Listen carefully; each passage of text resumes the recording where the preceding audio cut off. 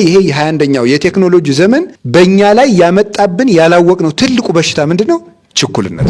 ለትዕግስት ማንን ምሳሌ እናደርግ? እኔ ትዕግስት የለኝም፣ ትዕግስትን ከማን ልማር ብትሉ ኢዮብ እንደታገሰ ሰምታችኋል። በዚያ በመከራው ዘመን ሁሉ እንዴት እንደታገሰ ሰምታችኋል። እግዚአብሔርም የመከራውን እና የትዕግስቱን ዋጋ እንዴት እንደፈጸመለት ታውቃላችሁ። ልንጸልይ እየፈለግን እንዳንጸልይ፣ ልንሰግድ እየፈለግን እንዳንሰግድ፣ ልንታረቅ እየፈለግን እንዳንታረቅ፣ መልካም ነገሮችን ነገ የሚያስብል እሱ ሰይጣን እንጂ መንፈስ ቅዱስ አይደለም። የክርስቲያን ዋና ጊዜው መቼ ነው ከተባለ ዛሬ ነው። ትዕግስት ምን ባለው ወር ላስብበት ብሎ ወር መተኛት አይደለም። እሱ ዳተኝነትና መዘግየት ነው የሚባለው። ለወንድምነትም፣ ለእህትነትም፣ ለጓደኝነትም፣ ለንግድም፣ ለማረስም፣ ለመቆፈርም፣ ለመማርም፣ ቦታ ለመለወጥም፣ በቦታ ለመጽናትም፣ ለሁሉም ነገር ትዕግስት ያስፈልገዋል። መንኩሱ ቢላችሁም እሺ አትበሉት ቶሎ። አግቡ ቢላችሁም እሺ አትበሉት። ማሩን አምርሮ ወተቱን አጥቁሮ ማሳየት ለዲያብሎስ ልማዱ ነው። መከራ ትዕግስትን፣ ትዕግስት ደግሞ ምንን ያመጣል? ተስፋን። ተስፋሰ እያስተሐፍር፣ ተስፋ ደግሞ አያሳፍርም ማለት ነው። እናንተ እግዚአብሔርን ተስፋ ባደረጋችሁበት ነገር ስንት ዓመት ትጠብቁታላችሁ? እግዚአብሔር ትቶኛል የምንለው አሁን ስንት ዓመት ታግሰን ነው? እስቲ እግዚአብሔር ያሳያችሁ። አሁን እንደው እግዚአብሔር ልጄ ትዕግስት ይሄ ነው፣ ልጄ ትዕግስትሽ ይሄ ነው ቢለን አናፍርም? እየጠየቅነው መልስ አልሰጠን ሲል አሁንም ከእግዚአብሔር ሳናፈገፍግ እግዚአብሔርን ሳናኮርፍ ወይም መንገድ ሳንለውጥ እዚያው ላይ እየቀጠልን ስንገኝ ትዕግስት ማለት ነው። እግዚአብሔር እኔን ብትከተሉ በጣም የሚወደድ ነገር እሰጣችኋለሁ ብሎን ተከትለን 100 ዓመት አልፍቶ ያንን የለፋንበትን ነገር ሰጥቶ ሲያበቃ እንደገና ያንን ደግሞ ብድግ አድርጎ መውሰድ። አሁን ሁለት ባልና ሚስት ደጅ ጸንተው ተስለው 20 ዓመት ደጅ ጸንተው 20 ዓመቱ አንድ ልጅ ቢሰጣቸውና ያንን ልጅ የክርስትና ዕለት ብድግ አድርጎ እግዚአብሔር ቢወስደውስ አያናድድም? መልካም እያደረጋችሁ ክፉ ብትቀበሉ ምስጋናችሁ ብዙ ነው። ያለ ስማችሁ ስም ሲያወጡላችሁ ደስ ይበላችሁ። ስንሰደብ፣ ከሰው መሃል ስንዋረድ፣ ከሰው መሃል ስንነቀፍ ሁላ እንቻል። ባለፈው የነቢያት ጾም ምን በረከት አለው? ለምን እንጾማለን? ነቢያት ምንድናቸው የሚለውን ተማምረናል። ዛሬ ደግሞ የነቢያት ትዕግስት በሚል ርዕስ ነው የምንማማረው። የነቢያት ትዕግስታቸው ወይም የነቢያት ትዕግስት በሚል ርዕስ እንማማራለን። ባለፈው ቅዱሳን ነቢያት ተራሮች እንደሆኑ ነው የተማርነው። ተራራ ላይ መጀመሪያ ፀሐይ ሲወጣ ሜዳው ላይ ከማረፉ በፊት መጀመሪያ የተራሮች ጫፍ ላይ ያርፋል። እግዚአብሔርም ለእኛ በሥጋ ከመገለጡ በፊት ነቢያት ተራሮች ናቸውና በእነሱ ላይ እየተገለጠ ሜዳ ወደ ሆነው ወደ እኛ ሕይወት መጣ ብለን እግዚአብሔር በተራራ ላይ እየዘለለ በሚመጣ ፌቆና ዋልያ ተመስሎ እንደተነገረ በመኃልየ ሰሎሞን ያ ወደ ውሃው እየቸኮለ እንደሚሮጥ እግዚአብሔርም በነቢያት ትንቢት እያናገረ እኛን ሰው ሆኖ ለማዳን እየቸኮለ እንደመጣ ዋልያው ውሃ ለመጠጣት የሚፈጥነውን ያህል እግዚአብሔር ሰውን ለማዳንና ምሕረት ለመስጠት እንደሚፈጥን ተማምረን ነበር። ዛሬ ደግሞ እንደ እግዚአብሔር ፈቃድ የነቢያት ትዕግስት በሚል ርዕስ እንማማራለን። መነሻ የምናደርገው የያዕቆብ መልእክት ምዕራፍ 5 ቁጥር 10 ላይ ነው። የሐዋርያው የቅዱስ ያዕቆብ መልእክት ምዕራፍ 5 ቁጥር 10 ላይ ነው። ወአርአያሐሰ ለትዕግስተ ተጽናስክሙ ብክሙ ነቢያት እለተናገሩ በቃሉ ለእግዚአብሔር። ዛሬ እናንተ በመከራ ለምትታገሷት ትዕግስት ምሳሌ ማን ይሆነናል ትሉ እንደሆነ የእግዚአብሔርን ቃል የተናገሩ ነቢያት አሉላችሁ ይላል። ለትዕግስት ማንን ምሳሌ እናደርግ ብትሉ እኔ ትዕግስት የለኝም፣ ትዕግስትን ከማን ልማር ብትሉ ትዕግስትን የሚያስተምሩ ነቢያት አሉላችሁ ብሎ ቅዱስ ያዕቆብ ይናገራል። ስለዚህ ነቢያት የትዕግስት መምህራን ናቸው። የትዕግስት መምህራን ናቸው። ለነቢያት ትዕግስትን ዛሬ እንድንማማር የተፈለገው ትዕግስት ምንድን ነው? ብዙዎቻችን የሚጎለን ትዕግስት ስለሆነ ትዕግስት ምንድን ነው? እንደ አንድ ኦርቶዶክሳዊ ሃይማኖት እንዳለው ሰው ለእኛ ለኦርቶዶክሳውያን ትዕግስት ምንድን ነው? ያንን ትዕግስት የማንማረው ደግሞ ከማን ነው የሚለውን ከቅዱሳን ነቢያት እንማራለን ማለት ነው። ናስተብጽኦሙ ለለተአገሱ፣ እነዚህን የታገሱ ነቢያትን እናድንቃቸው፣ ናስተብጽኦሙ እናደንቃቸዋለን ብሎ ይናገራል። ሰማዕክሙ ዘከመ ተአገሰ ኢዮብ፣ ኢዮብ እንደታገሰ ሰምታችኋል። በዚያ በመከራው ዘመን ሁሉ እንዴት እንደታገሰ ሰምታችኋል። ወሬክሙ ዘከመ ፈጸመ ሎቱ እግዚአብሔር፣ እግዚአብሔርም የመከራውን እና የትዕግስቱን ዋጋ እንዴት እንደፈጸመለት ታውቃላችሁ። እስመ ብዙ ምሕረቱ ለእግዚአብሔር፣ የእግዚአብሔር ቸርነቱ ብዙ ነው። ወመስተሳሂል ውእቱ እግዚአብሔር፣ እግዚአብሔርም ይቅርታው የበዛ አምላክ ነውና እንዴት ትዕግስቱን እንደፈጸመለት ታያላችሁ ብሎ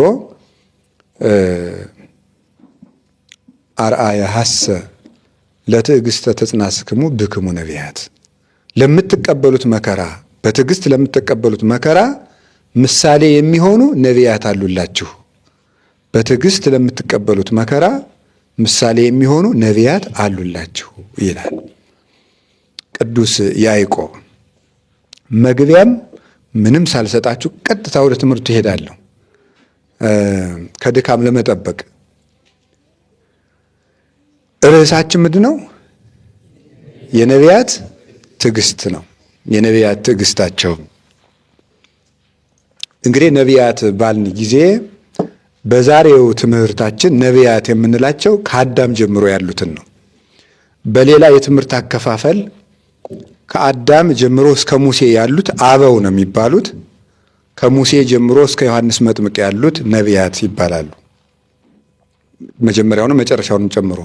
በዛሬው የትምህርታችን አውድ ግን ነቢያት የምንላቸው አዳምን ጀምረን ያሉትን ነው ነቢያት የምንላቸው። ከአዳም ጀምረን እንግዲህ እስከ ዮሐንስ መጥምቅ እንማራለን ማለት አይደለም ማለት ነው እንጂ ሁሉ ብንማርማ ብሉይና አዲስ ትምህርት ቤት ገባን ማለት ነው። እሱን ማለት አይደለም። ስለዚህ ግን በዚህ ትምህርት አውድ ነቢያት የሚባሉት እነሱ ናቸው። እና እስኪ ሁላችሁ ትዕግስት በሉ። እስኪ ስለ ትዕግስት ቆይ 10 ሰከንድ አስቡ ሁላችሁ። ትዕግስት አለ፣ መጀመሪያ ትዕግስት አለኝ የለኝም በሉ። ሁለተኛ ትዕግስት ግን ምንድን ነው በሉ እና አስቡ 10 ሰከንድ። ትዕግስት አለኝ የለኝም፣ ትዕግስት ራሱ ምንድን ነው? አሰባችሁ? ስለ ትዕግስት አስባችኋል? አላችሁ የላችሁም? ትዕግስት ማለት ነው ትዕግስት አላችሁ? ትዕግስት እስቲ የለንም የሚል የለኝም የሚል የለኝም የሚል የራሱን ነው። በቃ የለኝም ትዕግስት የለኝም የሚል እሺ፣ በጣም ጥሩ። ትዕግስት ምን እንደሆነ እስኪ ያልገባውሽ፣ ትዕግስት ምን እንደሆነ ያልገባው ምን ማለት እንደሆነ በደንብ አውጡ። ትዕግስት ምን እንደሆነ ያልገባው በደንብ አውጡ እንጂ እንዴ! ካልገባችሁ እንደሌላችሁ በምን አወቃችሁ እንዴ? አንድ ሰው እኮ አለኝም የለኝም ማለት የሚችለው ሲያውቀው ነው ነገሩን። ካልገባችሁ ትዕግስት ምን እንደሆነ እንደሌላችሁ በምን አወቃችሁ? ይሄ እንትን ነው፣ ከባድ ነገር ነው። ስለዚህ ትዕግስት አላችሁ የላችሁም? እሺ፣ አሁን ዛሬ እግዚአብሔር ቢረዳን ትዕግስት እንዲኖረን ነው። ቀላል ነገር አይደለችም፣ እውነት ለመናገር እንደሚያወጓት አይደለችም፣ ለእኔም ለእናንተም። በእግዚአብሔር ግን ቀላል ነው፣ ግን በራሷ ግን ከባድ ነው። እሺ፣ ትዕግስት የሚባለው የመጀመሪያው እሺ፣ እግዚአብሔር ያክብርልን። እንኳን ደህና መጡ። አይ የዛሬ ሳምንት አብረውን ስላልነበሩ በስብሰባ ምክንያት እንኳን ደህና መጡ በሏቸው። አዎ ድገሙ። አዎ እሷም ይቁም፣ ቆመው እንኳን ደህና ቆያችሁ ይበሉ። እሺ እግዚአብሔር ያክብርልን። እሺ አሁን እንረጋጋ። ስለታገስን አበምኔታችን መጡ ማለት ነው። የትዕግስት እኮ አንዱ ራሱ ነው። ስብከቱን ሳንጀምረው ዙሪያውን ስንዞር እሳቸው መጡ። እሺ የትምህርታችን ርዕስ የነቢያት ትዕግስት ነው። የነቢያት ትዕግስት በሚል ርዕሱን ተናግረን ወደ ማብራሪያው ሳንገባ ነው የመጡት ማለት ነው። እና ትዕግስት የመጀመሪያው ትዕግስት የሚባለው የነቢያት ትዕግስታቸው ምንድን ነው ስትሉ ለሚፈልጉት ነገርም እንኳ ቢሆን አለመቸኮል ነው። ትዕግስት ማለት አለመቸኮል ነው። አለመቸኮል ችኩል አለመሆን። አሁን ብዙ ጊዜ ትዕግስት የለሽ የሚባል ሰው ችኩል ሰው ነው። ችኩልነቱን በብዙ መንገድ ነው የምንገልጠው። የመጀመሪያው አሁን የምናየው በነቢያት ትዕግስት ውስጥ የምናየው ለምንፈልገው ነገር ራሱ ችኩል እንሆናለን ነው። ለምሳሌ ሰው እንዴት ይሆናል? ችኩል መሆን ማለት ነው ጥሩ ነገር ሊሆን ይችላል፣ ግን ቸኩሎ ነው የሚያደርገው እና ይበላሽበታል። ሳያስብ ስለሚያደርገው ወይ አይዘልቅበትም፣ ወይ አይጸናበትም፣ ወይ መልካም አደረኩ ሲል ያበላሻል፣ ወይ ገደል ይገባል። ቸኩሎ በማድረጉ ማለት ነው። ትዕግስትና ዳተኝነት ግን የተለያዩ ናቸው። ዳተኝነት ጊዜን በአግባቡ አለመጠቀም፣ ትክክለኛ ነገር በትክክለኛው ሰዓት አለማድረግ ማለት ነው። ዳተኝነት ማለት በትክክለኛው ጊዜ ትክክለኛ ነገርን አለማድረግ፣ እሱ ዳተኝነት ይባላል። ይሄ እንዲያውም የሰይጣን አንዱ ፈተና ነው። ቅዱስ ጳውሎስ ሰይጣን አዘገየኝ ብሎ ተናግሯል አይደል? ሰይጣን አዘገየኝ ብሏል። እናንተን ላያችሁ እፈልግ ነበረ ለቆሮንቶስ ሰዎች ሲጽፍላቸው፣ ግን ሰይጣን አዘገየኝ ይላል። ማዘግየት የማን ስራ ነው? አንዱ የዲያብሎስ ስራ ነው። ልንጸልይ እየፈለግን እንዳንጸልይ፣ ልንሰግድ እየፈለግን እንዳንሰግድ፣ ልንታረቅ እየፈለግን እንዳንታረቅ፣ መልካም ነገሮችን ነገ የሚያስብል እሱ ሰይጣን እንጂ መንፈስ ቅዱስ አይደለም። መልካም ነገሮች ዛሬ ናቸው። ምክንያቱም እግዚአብሔር ምን ብሎናል? ወናሁ ዮም ዕለተ አድኅኖ፣ የመዳን ቀን መቼ ነው ያለው? ሁለተኛ ቆሮንቶስ ምዕራፍ 6 ቁጥር 2 ላይ የመዳን ቀን ዛሬ ነው የሚለው። መንግሥተ ሰማያት የምንገባበትን፣ ከእግዚአብሔር ጋር የምንታረቅበትን፣ ራሳችን የምንጠቅምበትን፣ ነፍስና ስጋችን የምናስታርቅበትን ነገር የምንኖርለትን ነገር ነገ አንልም። ሁልጊዜ ዛሬ ነው። የክርስቲያን ዋና ጊዜው መቼ ነው ከተባለ ዛሬ ነው። ዛሬ ነው ጊዜያችን። ስለዚህ አለመቸኮል የሚባለው ግን ከዳተኝነት የተለየ ነው። ምን ማለት ነው? አለመቸኮል ወይም መታገስ ማለት አስቦ ማድረግ ማለት ነው። አስቦ ከነፈተናው፣ ከነትግሉ፣ ከነአክሊሉ፣ ከነውድቀቱ፣ ከነትንሳኤው፣ ከነትርፉ፣ ከነኪሳራው አስቦ መውጣት ማለት ነው። ጌታ እንዲህ ያለውን ነገር ነው በሉቃስ ወንጌል ምዕራፍ 14 ላይ ያስተማረን አይደለም? ከእናንተ መካከል ቤት መስራት የሚጀምር ሰው ቢኖር፣ የሚፈልግ ሰው ቢኖር ቁጭ ብሎ ምንድን ነው አኮኑ ይነብር ወይ ሐስብ ጻይጻኦ፣ ቁጭ ብሎ ስንት እንጨት ስንት ድንጋይ ይፈጅብኛል ብሎ ቁጭ ብሎ ያስብ የለም ወይ? ቤቱን ግን ሳያስብ መስራት ቢጀምር ከዚያ በኋላ ቤቱን ሰርቶ መጨረስ ቢያቅተው ያንን የተጀመረ ቤት እያዩ ሰዎች ይስቁበታል። ምን ብለው? ዝንቱ ብእሲ ወጠነ ሳርር ወወስኢነ ፈጽሞ ብለው፣ ይህ ሰው ቤት መስራት ጀምሮ መጨረስ አቃተው ብለው ሰዎች እኮ ይስቁበታል። ስለዚህ ከእናንተ መካከል ቤት መስራት የሚፈልግ ሰው አስቦ ይጀምር ማለት ይሄ ነው። ትዕግስት የሚባለው እሱ ነው። ትዕግስት ምን የሚባለው? ላስብበት ብሎ ወር መተኛት አይደለም። ወር ላስብበት ብሎ ወር መተኛት አይደለም። ለመስነፍ ትዕግስት አይባልም። እሱ ዳተኝነትና መዘጌት ነው የሚባለው። ብዙ ጊዜ መዘጌትና ትዕግስት ይምታታብናል። ቆይ ላስብበት፣ ተረጋግቼ ላስብበት ብዬ ነው የምንለው መዘጌታችን ነው እኛ እና ዳተኝነታችን ወደኋላ መቅረታችን ሰይጣን ያዘገየንን ነው። ግን እያሰብንበት ብልሆች እንድንመስለን ያደርገናል። ግን በትክክለኛው ጊዜ ተጠቅሞ ማሰብ ትዕግስት ማለት እሱ ነው። አለመቸኮል ማለት ነው። ከእናንተ መካከል ጦርነት መግጠም የሚፈልግ ሰው ቢኖር ይላል አይደል? ሉቃስ ወንጌል ምዕራፍ 14 ላይ የአንድ ሀገር ንጉሥ ወደ አንድ ሀገር ንጉሥ በጦርነት እንገጥማለን ብሎ ቢልክበት አለ ቁጭ ብሎ የእሱ ሰራዊት ይሄን ያህል ነው፣ የእኔ ደግሞ ይሄን ያህል ነው፣ ላሸንፈው እችላለሁ አልችልም ብሎ ቁጭ ብሎ ማሰብ የለበትም ወይ አለ ጌታ። አላሸንፍም ብሎ ካሰበ ምን ያደርጋል? ሽማግሌ ልኮ ይታረቃል። ሳያስብ ግን ጦርነቱን ቢጀምር የዛኛው ሰራዊት እጥፍ ነውና ይሸንፋል አለ። ስለዚህ አስባችሁ ጀምሩት ነው። ጦርነት ያለው ምንድን ነው? ቅዱስ ኢዮብ እንደነገረን መጽሐፈ ኢዮብ ምዕራፍ 6 ላይ ምዕራፍ 7 ላይ የሰው ሕይወቱ በምድር ላይ ብርቱ ሰልፍ ነው ይላል አይደል? የሰው ሕይወቱ በምድር ላይ ብርቱ ሰልፍ ነው ይላል። የሰው ልጅ በራሱ ኑሮ ውጊያ ነው። አኗኗሩ ራሱ የራሱ ፍላጎት ይዋጋዋል፣ የሰዎች ፍላጎት ይዋጋዋል፣ የአጋንንት ፍላጎት ይዋጋዋል። ዓለም በራሷ በጠባይዋ ትዋጋዋለች።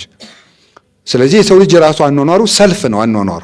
ለዚያ ተዘጋጅቶ ነው ማኖር ያለበት። ለመነገድም፣ ለማግባትም፣ ለወንድምነትም፣ ለእህትነትም፣ ለጓደኝነትም፣ ለንግድም፣ ለማረስም፣ ለመቆፈርም፣ ለመማርም፣ ቦታ ለመለወጥም፣ በቦታ ለመጽናትም፣ ለሁሉም ነገር ትዕግስት ያስፈልገዋል ነው። ቁጭ ብሎ ማሰብ ይፈልጋል።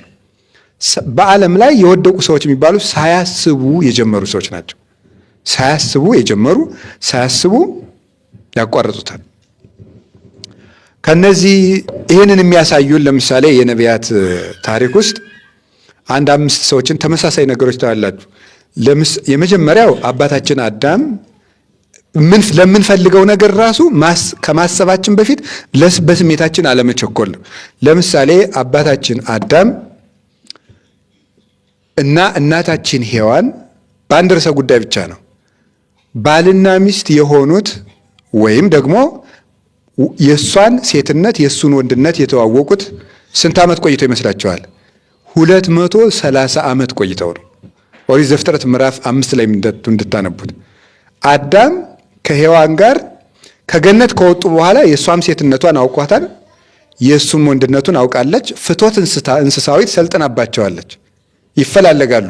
ግን እግዚአብሔርን 100 ዓመት አልቅሶ እግዚአብሔርን ለምኖ በሱባኤ ጠይቆ ቆይቶ አዳምና ሔዋን በመኝታ የተገናኙት 230 ዓመት ቆይተው ነው። ይህ ትዕግስት ይባላል። መቆየት፣ የሚፈልጉትን ነገር ለማድረግ አለመቸኮል። እሱ ብቻ አይደለም፣ እጅ ላይ አግኝተውት እንኳን ጉዳዩን የራስ ለማድረግ አለመቸኮል፣ ለመግባት አለመቸኮል። ትዕግስት የሚባል ይሄ ነው። እንዴት አንድ ሰው ሚስቱ አጠገቡ እያለች ባሏ አጠገብ እያሉ 230 ዓመት በመኝታ ሳይተዋወቁ እንዴት ይኖራሉ? አሁን እንቀጥል። የአዳም ልጅ ሴት ይባላል። የአቤል ከሞተ በኋላ የተተካው ሴት ሚስት ካገባ በኋላ ወይም ከተወለደ ጀምሮ ሚስቱን በግብር እስከሚያውቅበት ጊዜ ድረስ ስንት ዓመት ነው የቆየው? 205 ዓመት ነው የቆየው። 205 ዓመት ተመልከቱ። ትዕግስት 205 ዓመት ቆይቶ ልጅ ወለደ ነው የሚለው።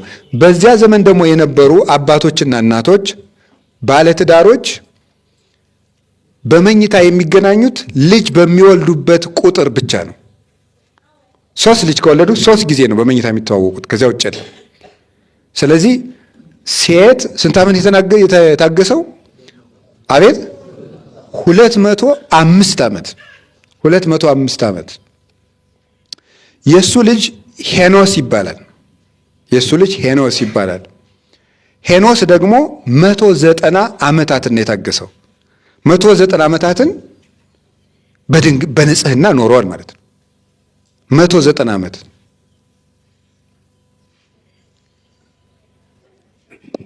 የሄኖስ ልጅ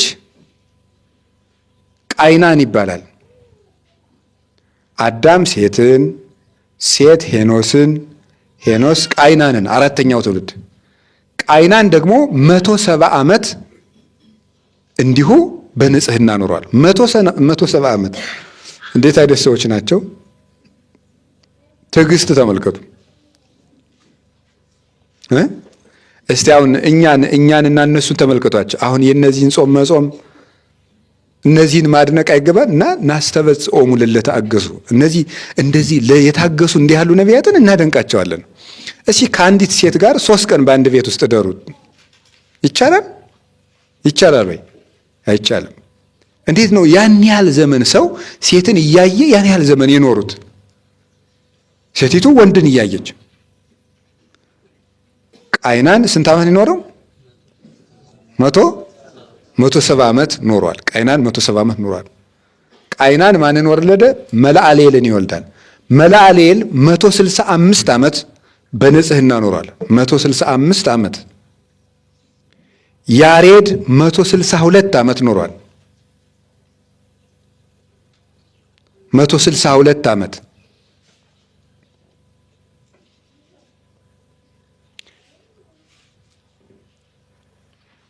እንዲህ እያሉ ይቀጥላሉ። እንግዲህ እስከዚህ ከነገርኳችሁ ይበቃኛል። ሌሎችም 165 187 እያሉ ይቀጥላሉ እስከ ኖህ ድረስ ያሉት ማለት ነው። አንብቡት መጽሐፈ ኦሪት ዘፍጥረት ምዕራፍ 5 ቁጥር 1 እና እንዲሁ ሰው ማለት ነው መጽሐፍ ቅዱስ ውስጥ እድሜ ዝም ብሎ አይደለም የተጻፈው። እገሌ ይሄን ያህል ዓመት ቆይቶ አገባ ማለት በንጽህና ስጋን ያህል ነገር ተሸክሞ ፈጣሪውን በትዕግስት ንጽህናውን ይሄን ያህል ዓመት ተሸክሞ አገለገለ ለማለት ነው የተጻፈው። ይሄን ያህል ዓመት ስጋን ተሸክሞ እሳት ተሸክሞ ፈጣሪውን አገለገለ ተብሎ ነው የተጻፈው። እንደዚህ አድርገው የታገሱትን እናደንቃቸዋለን። እና አባቶቻችን እኔ እውነቴን ነው የምናገረው። አሁን ሰው ከቃሉ ጋር ናችሁ? ከቃሉ ጋር ናችሁ? አዎ። ዲያብሎስ እኔ ታገሱ የምላችሁ አሁን ይሄንን ነው።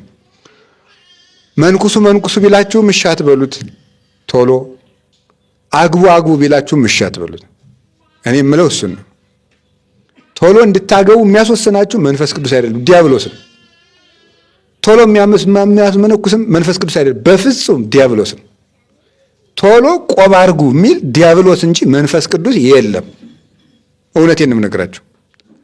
ቆይቶ አስተውሎ ወደ ገዳም ለመግባትም ወስኖ አስተውሎ መከራውን ፈትኖ አባታችን አቡነ ተክለ ሃይማኖትን አንድ ሰው መንገድ ላይ ወድቆ ከሞት ቀስቅሰው አነሱትና አባቴ ካንተ ጋር መነኩሴ ሆኜ መኖር እፈልጋለሁ ሲላቸው ምንድን ያሉ?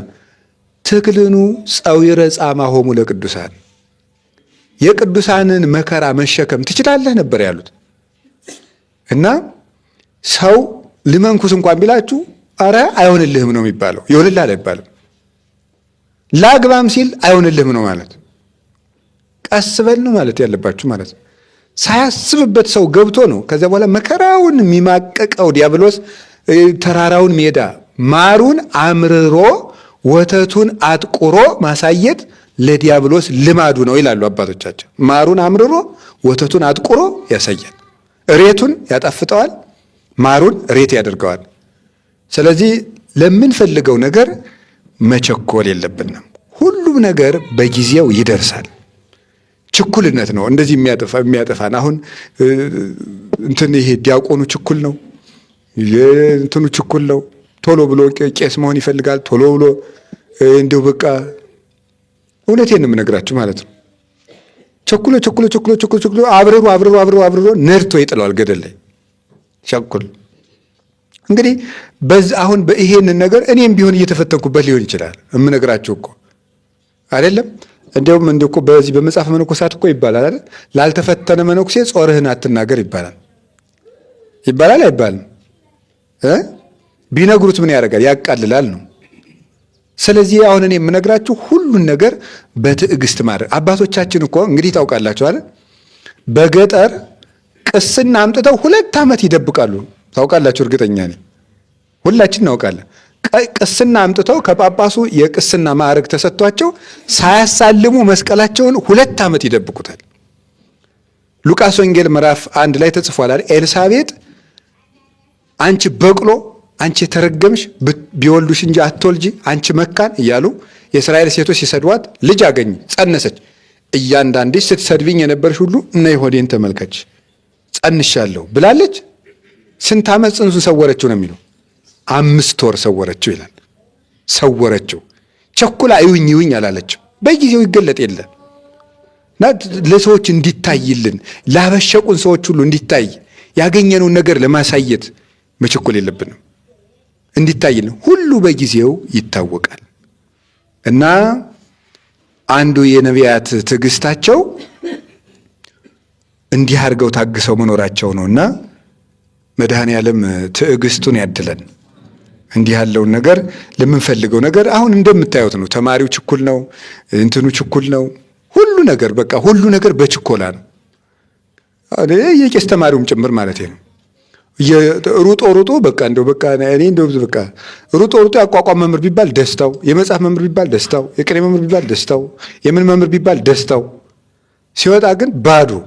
ያስኳላው ተማሪ ችኩል ነው። በቃ እንደው ቶሎ ሰኔን እንደ ገመድ ጠቅልለን ወደ ጥቅምት ብናመጣው ደስታው ነው። ችኩልና ስልቹ ነው። መረጋጋት የሚባል ነገር ሁሉን ነገር ፈጥነን መጨበን እና ይሄ ዘመን በተለይ ይሄ የ21ኛው የቴክኖሎጂ ዘመን በእኛ ላይ ያመጣብን ያላወቅነው ትልቁ በሽታ ምንድን ነው? ችኩልነት። በጣም ችኩሎች አድርጎናል። እና የተረጋጋ ህድአት የኦርቶዶክስ ምልክት ነው። ህድአት አይደል የሚባለው? ህዱ ማለት እጉስ፣ የተረጋጋ ጸጥ ያለ፣ የማይጣደፍ የማይባክን ገለባ ያልሆነ ሰው እሱ የኦርቶዶክስነት ምልክት ነው። መረጋጋት ማለት ነው። ቸኩለን እንደው እሱን ነው ልላችሁ የፈለገው። የነቢያት ትዕግስታቸው ይሄ ነው። ያ ትዕግስት በጣም ቀላል አይደለም። እንደው እኛም እንደው ስጋችን የምንሸከምበትን ትዕግስት ይስጠን መድኃኔዓለም። ሁለተኛው የነቢያት ትዕግስታቸው ምንድን ነው? አንደኛው ይሄ አሁን ያልኳችሁ ነው። ለሚፈልጉት ነገር አለመቸኮል። ሁለተኛው ተስፋቸው ነው። ተስፋን አለመቁረጣቸው ነው። ይሄ ፍጹም ትዕግስት ይባላል። ምንድን ነው የሚለው ቅዱስ ጳውሎስ? መከራ ትዕግስትን፣ ትዕግስት ደግሞ ተስፋን ያመጣል ይላል። መከራ ምንድን ነው የሚያመጣው? ትዕግስትን። ሮሜ ምዕራፍ 8 ላይ መከራ ትዕግስትን፣ ትዕግስት ደግሞ ምንን ያመጣል? ተስፋን። ተስፋሰ እያስተሐፍር፣ ተስፋ ደግሞ ምን አይልም አለ? አያሳፍርም አለ። ስለዚህ ትዕግስት የመከራ ልጅ ናት፣ ተስፋ ደግሞ የትዕግስት ልጅ ናት። የምትወለደው ከትዕግስት ነው ተስፋ። እና ነቢያትን የምናደንቃቸው ተስፋቸውን አለመቁረጣቸው ነው። ለዚያውም ተስፋውን የሚታገሉ ምኖች እያሉ ነው። ብዙ ተስፋ አስቆራጭ መከራዎች እየመጡ ከነዚህ ውስጥ 1 2 3 ልጥቀስላችሁ። የመጀመሪያው አባታችን ኖህ ነው የሚጠቀሰው በዚህ ትዕግስት ውስጥ። ኖህ በነቢያት ትዕግስት ውስጥ ከሚጠቀሱ አባቶች አንዱ አባታችን ኖህ ነው። እንግዲህ ኖህ እግዚአብሔር ይህንን ዓለም ለማጥፋት የጥፋት ውሃ አመጣለሁ ካለው በኋላ አንተ የምትድንበት ምን ስራ ነው ያለው? አቤት ስንት ዓመት ነው የሰራ መርከብ? እንዲህ ይገርማል። እናንተ አሁን ትሰራላችሁ? እኔና እናንተ ብንሆን እስቲ አስቡት። እውነቴን እኮ የምነግራችሁ እግዚአብሔር የዛሬ 100 ዓመት የሆነ ጸጋ ስለምሰጥህ 100 ዓመት ጀልባ ሲራ ቢለን አሁን ጣና መጥቶ ማለት ትሰራላችሁ ወይ? ጀልባ 100 ዓመት እየሰራ ጀልባ ብቻ ሲሰለች ጀልባ ብቻ እየሰራ 100 ዓመት እንዴት ስልችት የሚል ነገር ነው። የትዕግስት ነው። ለምንድን ነው በቃ እኔ ጥሩ ሰው ነኝ፣ በቃ እነዚህን አጥፋና እኔን ዛሬ አንሳፈኝ ነው የምለው። እኔ እንዴ 100 ዓመት እኔ የምንጨነቅ ብዬ ነው ያንስ ቆርጥ ስቀጥል 100 ዓመት ጀልባ እኔ አልሰራም። እናንተ ትሰራላችሁ? አይታወቅም። ትሰራላችሁ። እኔ ቦን አልዋሽም። እንዴት እንዴት የምሰራ እኔ ጀልባዬ 100 ዓመት እንዴት እሰራለሁ? ያችሁ የሚያምን ሰው እንደዚያ ነው። የዛሬ እግዚአብሔር መቼ እመጣለሁ ነው ያለው? 100 ዓመት። እስከ ዛሬ 100 ዓመት ምን እያልክ ጠብቀኝ? እየሰራህ ጠብቀኝ ነው። 100 ዓመት ሙሉ መርከብ እየሰራ ጠብቀኝ። ይህ አስደናቂ ትዕግስት ነው። እናንተ እግዚአብሔርን ተስፋ ባደረጋችሁበት ነገር ስንት ዓመት ትጠብቁታላችሁ? እግዚአብሔር ትቶኛል የምንለው አሁን ስንት ዓመት ታግሰን ነው? እስቲ እግዚአብሔር ያሳያችሁ። ስንት ዓመት ነው? አሁን እንደው እግዚአብሔር ልጄ ትዕግስት ይሄ ነው፣ ልጄ ትዕግስትሽ ይሄ ነው ቢለን አናፍርም? በጣም እኮ የሚያሳፍር እግዚአብሔር 100 ዓመት የጠበቀ ኖህ ፍጹም የትዕግስት አባት ነው። እግዚአብሔር በ100 ዓመት ለዚያውም ለሱ ግን ሲነግረው ስንት ዓመት ነው ያለው? 120 ነው ያለው። እሺ ነው ያለው። የዛሬ 120 ዓመት ስለምመጣ መርከብ ስራ። ቃሉን ደግሞ ዝም ብላችሁ ስታዩት ግርም ምንም ያደርገው መርከቡን ከመቼ ጀምረ ስራ አይልም። 3 ወር ሲቀረው ጀምር አይልም። ዛሬ ጀምር አይልም። ነገ ጀምር አይልም። እንጨቱን ነገ ሊያመጡልሃል አይልም። ዝም ብሎ የዛሬ 120 ዓመት እመጣለሁ ጀልባ ስራ ብቻ። እንደዚህ ሲለው በፍጹም እምነት እግዚአብሔርን ታግሶ ጠበቀው። በ100 ዓመት መጥቶ እግዚአብሔር 20ውን ቀንሶ ኖህን ከነቤተሰቦቹ አንሳፎ አወጣው። ይህ ሰው ልጆችን ወልዶ የእሱ 3 ልጆች ናቸው። እንግዲህ ዓለም ሁሉ ዛሬ እየተበላላህ ነው እንጂ ምናምንትስ ብትሉት ዞሮ ዞሮ የማን ልጅ ነው? የኖህ ልጅ ነው። እኮ ሰው እኮ ግርም ምን የሚያደርገው እኔ ጀግናው ምንትስ ጀግናው እንትን ቢል ዞሮ ዞሮ የኖህ ልጅ ነው፣ ሌላ ነገር የለውም። ኖህ ሴምን፣ ያፌትን፣ ካምን ወልዷል። እነዚህ ኤዥያውያን የሴም ልጆች ናቸው። አውሮፓውያን ደግሞ የያፌት ልጆች ናቸው። አፍሪካውያን ደግሞ የካም ልጆች ናቸው። ስለዚህ በሌላ ጊዜ የተቀላቅለው ሊሆን ይችላል። ሁሉም የአንድ ሰው ልጅ ነው። ይሄ ሰው ዓለምን የሞላ ዘር በረከት እግዚአብሔር የባረከው 100 ዓመት እግዚአብሔርን ስለጠበቀው ነው። 100 ዓመት በመጠበቁ እግዚአብሔርን ታግሶ በመቆየቱ አንደኛ ዘሩ በዓለም የተባረከ ሆኖ ሞላለት፣ ሁለተኛ ከመከራ ተረፈ። እኛንም ደግሞ በረከት እንድናገኝ ከመከራ እንድንድን የኖህን ትዕግስት ያድለን። የምንጾመው ጾመ ነቢያትን የምንጾመው ይሄን ትዕግስታቸውን እንድናገኝ ነው። ሁለተኛው በትዕግስት የሚጠቀሰው ማን ነው? አባታችን አብርሃም ነው። ጥቂት ሰዎችን የምንጠቅስላችሁ ተስፋ ሲቀር የታገሱ አባቶች ማለት ወይም ተስፋ ሲራዘም እግዚአብሔር ረጅም ዘመን ሲያስጠብቀን ማለት ነው። ትዕግስት ማለት እሱ ነው። በጠየቅነው ጥያቄ ረጅም ዘመን ደጅ ሲያጸናን ይሄ ትዕግስት ይባላል። መዝሙር 26 ቁጥር 14 ላይ ቅዱስ ዳዊት ምንድን ነው ያለው? አገሶ ለእግዚአብሔር ወቀፍኖቶ፣ እግዚአብሔርን ፈጽሞ ታገሰው፣ መንገዱንም ጠብቅ፣ ታገሰው እግዚአብሔር። መዝሙር 26 ቁጥር 14 ላይ እግዚአብሔርን መታገስ ማለት እየጠየቅነው መልስ አልሰጠን ሲል አሁንም ከእግዚአብሔር ሳናፈገፍግ እግዚአብሔርን ሳናኮርፍ ወይም መንገድ ሳንለውጥ እዚያው ላይ እየቀጠልን ስንገኝ ትዕግስት ይባላል ማለት ነው። የአብርሃም ትዕግስቱ ምንድን ነው? አንደኛው የአብርሃም ትዕግስቱ እግዚአብሔር ቃል የገባለትን ነገር በጊዜው አልሰጠውም። ሁለተኛው ደግሞ እግዚአብሔር ቃል ከገባለት ነገር ተቃራኒ ጥያቄ ጠይቆታል።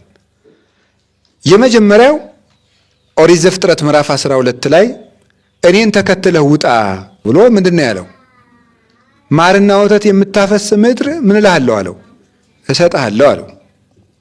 አብርሃም ማርና ወተት የምታፈስ ምድር እሰጥሃለሁ ትጠግባለህ ተብሎ ነው የወጣው። ወጥቶ ግን በምድር ላይ ሁሉ ምን ሆነ ይላል? ራብ ሆነ። አብርሃምም በረሃብ ምክንያት ወዴት ወረደ ይላል? ወደ ግብፅ ወረደ ይላል። እግዚአብሔር ማርና ወተት የምታፈስ ምድር የሚባል ነገር ለአብርሃም አልሰጠውም። አብርሃም አንድ ጊዜ ግብፅ፣ አንድ ጊዜ ፍልስጤም ጌራራ እያለ በረሃብ ሲንከራተት የኖረ ሰው ነው። ግን እግዚአብሔርን እንዲያም ሆኖ እንዴት ነው ማርና ወተት የምታፈስ ቤተሰብን ጥለህ ውጣ ተባልኩ፣ ወጣው። አገርህን ጥለህ ውጣ ተባልኩ፣ ወጣው። ታዲያ እንደዚህ ከሆነ ማርና ወተት የምታፈስ ምድር እሰጥሃለሁ አልከኝ፣ የት አለ? አይገርማችሁም? አብርሃም ማርና ወተት የምታፈስ ምድር ማግኘቱ ሲቅርና ሚስቱ በሞተች ጊዜ የሚቀብርበት 3 ክንድ ከስንዝር መሬት አጣ። እንዲህ ያለ ትዕግስትም አለ። አብርሃም ምንድን ያደረገ? በሳንቲም ገዝቶ ቀበረ።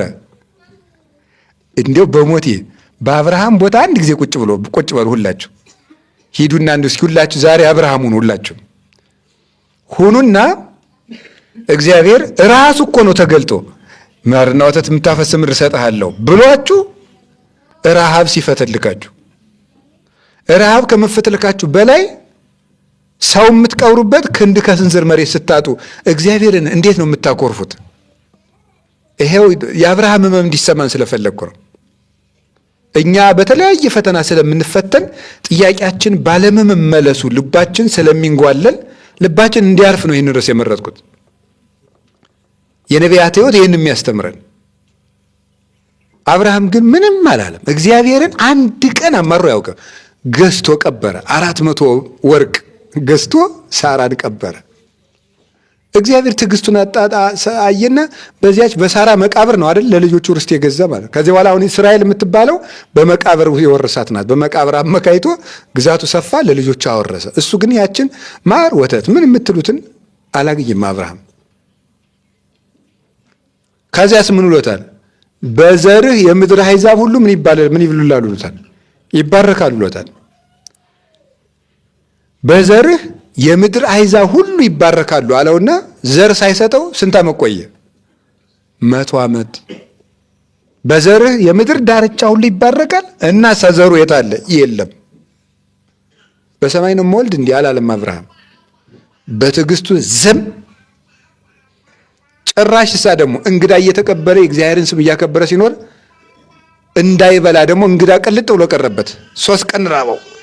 የኤልያስና የአብርሃም የረሃብ ትዕግስት ድንቅ የሚያደርግ ነው። አብርሃም ምግብ ጦሙን 3 ቀን እንግዳ ሳይመጣ ቁጭ ሳይበላ በ3ኛው ቀን በ100ኛው ዓመት የአብርሃም የትዕግስቱ ዋጋ እግዚአብሔር ወደ ማን ቤት መጣለት? ወደ አብርሃም ቤት መጣ። ያን የቀጠረውን ልጁንም የዛሬ ዓመት እሰጥሃለሁ ብሎ ቀጥሮት፣ ይሄ ራሱ እኔ ቢሆን ይሰለቸኝ ነበር አብርሃም ስለሆነ ነው እንጂ ምን ማለት እንደሆነ ገብቷቸዋል።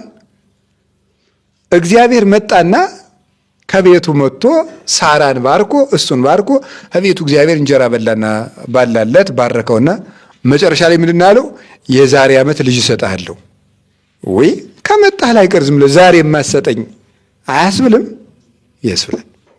አብርሃም እሺ ነው፣ እሺ አለ። እግዚአብሔር በዓመቱ ሰጠው። ሌላ ጊዜ በጣም ከባድ ጥያቄ ጠየቀው እግዚአብሔር። ምንድን ነው ያለው? ያን ደግሞ ይሄን ልጅህን ምን በልልኝ ነው? እረድልኝ አለው። ይሄን ይስሐቅን ሰዋልኝ አለው። እንዲህ ያለ ትዕግስት ይኖረናል ወይ? እግዚአብሔር እኔን ብትከተሉ በጣም የሚወደድ ነገር እሰጣችኋለሁ ብሎን ተከትለን 100 ዓመት አልፍቶ ያንን የለፋንበትን ነገር ሰጥቶ ሲያበቃ እንደገና ያንን ደግሞ ብድግ አድርጎ መውሰድ፣ ይሄ ምን ይባላል? አሁን 2 ባልና ሚስት ደጅ ጸንተው ተስለው 20 ዓመት ደጅ ጸንተው 20 በ20 ዓመቱ አንድ ልጅ ቢሰጣቸውና ያንን ልጅ የክርስትና ዕለት ብድግ አድርጎ እግዚአብሔር ቢወስዶስ አያናድድም? አያናድድም። እምነት ላለው ሰው፣ ትዕግስት ላለው ሰው አያናድድም። እግዚአብሔርን መታገስ ማለት ይሄ ነው። ከዚያ በኋላስ እረድልኝ አብርሃም እሺ።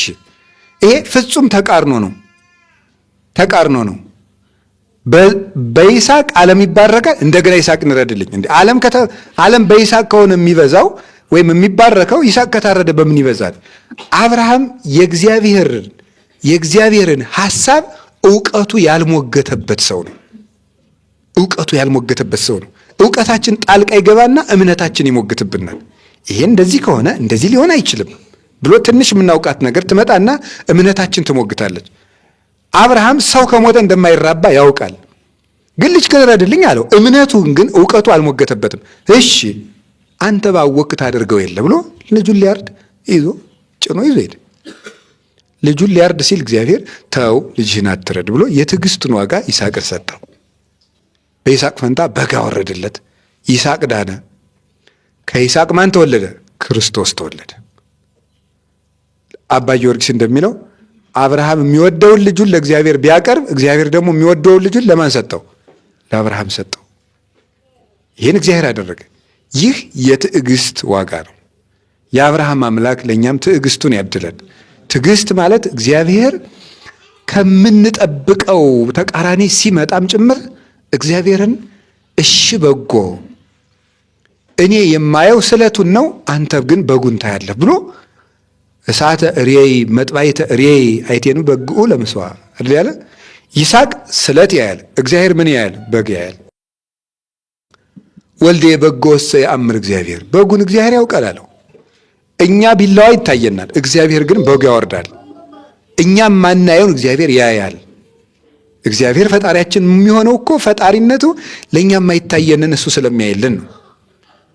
ይህ አብርሃም የትዕግስቱ ዋጋ ነው። ከቃሉ ጋር ናችሁ። እግዚአብሔር ከሁላችን ጋር ይሁን። ስለዚህ አብርሃም፣ ይስሐቅ፣ ያዕቆብ ከዛም መጨረሻ ላይ ከሌሎቹ አንድ የምጠቅስላችሁ ያዕቆብ ነው። የያዕቆብ ትዕግስቱ በጣም የሚያስደንቅ ነው። ይስሐቅን ዘልዬ ሄድኩኝ። የእሱም ብዙ ትዕግስቶች አሉት። ጉድጓድ ቁፈራውን ብታነቡት ይሄን ያስተምራቸዋል። ብዙ ዓመት የሞከረ ሰው ነው። እንደው በዛውም ጠቀስ አድርጎ ለማየት ይስሐቅ የአባቱን የውሃ ጉድጓድ ፍልስጤማውያን እየቀበሩበት እየደፈኑበት ሲቆፍር መተው ሲደፍኑበት፣ ሲቆፍር መተው ሲደፍኑበት፣ ሲቆፍር መተው ሲደፍኑበት። ይሄ ብዙ ነገር እየሞከረ ማይሳካለት ሰው እግዚአብሔር ግን መጨረሻ ላይ ትዕግስቱንና ጽናቱን አይቶ ሰፊ ሜዳ የሚሰጠው ነው። እሱ ሲቆፍር ፍልስጤማውያን ሲደፍኑ፣ ይሄ ማለት ምን ማለት ነው? እኛ የሆነ ነገር ስንጀምር አጋንንት መተው ሲያበላሹ፣ እኛ የሆነ ነገር ስንጀምር አጋንንት መተው ሲያበላሹ፣ እኛ የሆነ ነገር ሲከሽፍብን እንኖራለን። መጨረሻ ላይ ግን የመጨረሻውን ጉድጓድ ማን ያላት? ይስሐቅ ሮቦት አይደል? ትርጉሟ ምንድን ነው? እግዚአብሔር አሰፋልኝ ማለት ነው። እንደዚያ ሲጨናነቅ ኖሮ እግዚአብሔር አሰፋለት። ይሄ መጨረሻ ላይ የይስሐቅም የትዕግስት ዋጋ ነው። ነቢያት በአጠቃላይ ሁሉ የትዕግስት መምህራን ናቸው። የያዕቆብን ትዕግስቱን ተመልከቱት። አባቱ ይስሐቅ ሲመርቀው ምን ብሎ ነበር የመረቀው? እምነ ጠሉ ለሰማይ ወምነ ስፋህ ለምድር ይኩን በረከትከ። ከሰማይ ጠል ከምድር ስፋት ሁሉ በረከትህ ይሁንልህ። የሰማይ ጠሉን የምድር ስፋቱን ሁሉ በረከት ይስጥህ፣ ወንድምህ ይገዛልህ፣ ጌታውን ብሎ ነው የመረቀው። ያዕቆብ እውነት የሰማይ ጠል የምድር ስፋት ሁሉ ይሄን በረከት አግኝቷል? አላገኘም። በግ ጥበቃ መከራውን እዚያ ሶሪያ ሂዶ አንዲት ሚስት ለማግባት 7 ዓመት፣ ሌላ ደግሞ እንደገና 7 ዓመት፣ በግ ለጎጆ መውጫ በግ ለማግኘት 7 ዓመት። የእግዚአብሔር በረከት እንደ ሰማይ ጠል ይውረድልህ፣ እንደ ምድር ዳርቻ ይስፋልህ ተብዬ ተመርቄ ምርቃቱ ወደ እርግማን ተለወጠ እንዴ? ወዴት አለ ሳይል ደስ ብሎት ኖረ። ያዕቆብ አንድም አላገኘም፣ ቤት እንኳን አልሰራም። እዚያ ሲመጣ መከራውን እንደ ያዕቆብ ያለ በመከራ የኖረ ሰው የለም። ያረባቸውን በጎች ሁሉ የሚስቱ አባት ክዶት መከራውን አይቶ እግዚአብሔር እንደገና እንደዚህ ሸመለ ቅጥልጣል ወይም ዝጉርጉር በግ እንዲወለዱ አድርጎ ዝጉርጉር ሲወለድ ለእኔ ይሰጠኝ ብሎ ውል ገብቶ እግዚአብሔር ደግሞ ዝጉርጉር በግ አስወልዶ ያንን እየነዳ ሲመጣ ደግሞ አማቱ ብዙ ሰራዊት አስከትሎ መንገድ ላይ ተከትሎ አስፈራርቶት፣ እንዲያውም ያዕቆብ ቶሎ ያረጀ በፍርሃቱ ነው ይባላል። ፍርሃት በነገራችን ላይ ቶሎ ያስረጃል። ፍርሃትና ድንጋጤ ንዴት ጭምር ማለት ነው። አርጅቱ ቶሎ ነው ያረጀ። ዳዊትም ቶሎ ያረጀ በብስጭቱ ነው ይባላል። 70 ዓመቱ ነው ያረጀ። በ70 ዓመቱ ነው ቅዱስ ዳዊት እድሜው አጠቃላይ። ስለዚህ ያዕቆብስ ቢያንስ 130 ናቸው። እና እንደዚያ ሁኖ ደግሞ መንገድ ላይ ደግሞ አማቱን አምልጬ ሄድኩ ሲል ደግሞ ወንድሙ ኤሳው ሊገለው መጣበት። ያንን አልፎ ሲሄድ ደግሞ የሚወዳት ሚስቱ ራሄል መንገድ ላይ ወለደችና በዚያው በወሊድ ምክንያት ሞተች። አራስ ልጅ አስረክበው የወለደችለት ነው የሞተችው። ልጁን ወለደችና ለልጁ ስም አውጥታ ሞተች። የልጁ ስም ማን ነው? ብንያም ነው። ብንያም ማለት ምን ማለት ነው? ምንድን ነው? ሙቼ የወለድኩህ ነው አይደል? ሙቼ የወለድኩህ የጭንቀት ልጅ ማለቷ ነው። ለልጇ ስም አውጥታ ሞተች። ያዕቆብ ራሄልን ለማግባት ስንት ዓመታት ነው የተገዛ? 21 ዓመታት ነው የተገዛው። 7 ዓመት መጀመሪያ ተገዝቶ ሊያን አገባ። እንደገና 7 ዓመት ጨምሮ ራሄል ተሰጠችው። 7 ዓመት ደግሞ ማጫ ጨምሮ ለማግኘት 21 ዓመት ለያዕቆብ እንደ ጥቂት ዘመን ሆነለት። ምክንያቱም ብሎ ምንድን ነው የሚለው መጽሐፍ ቅዱስ? ራሄልን ይወዳት ነበር። 21 ዓመት የተገዛላት የሚወዳት ሚስቱ ሙታ ወልዳ ልጁን እሷን ማጣቱ ሌላ ችግር ነው። እሷን ማጣቱ አራስ ልጅ ደግሞ በደም ወይ እንደዛ ደግሞ ጥጦ የለም እናቱ እጁ ላይ ጥላው መሞቱ ደግሞ ሌላ ጭንቀት።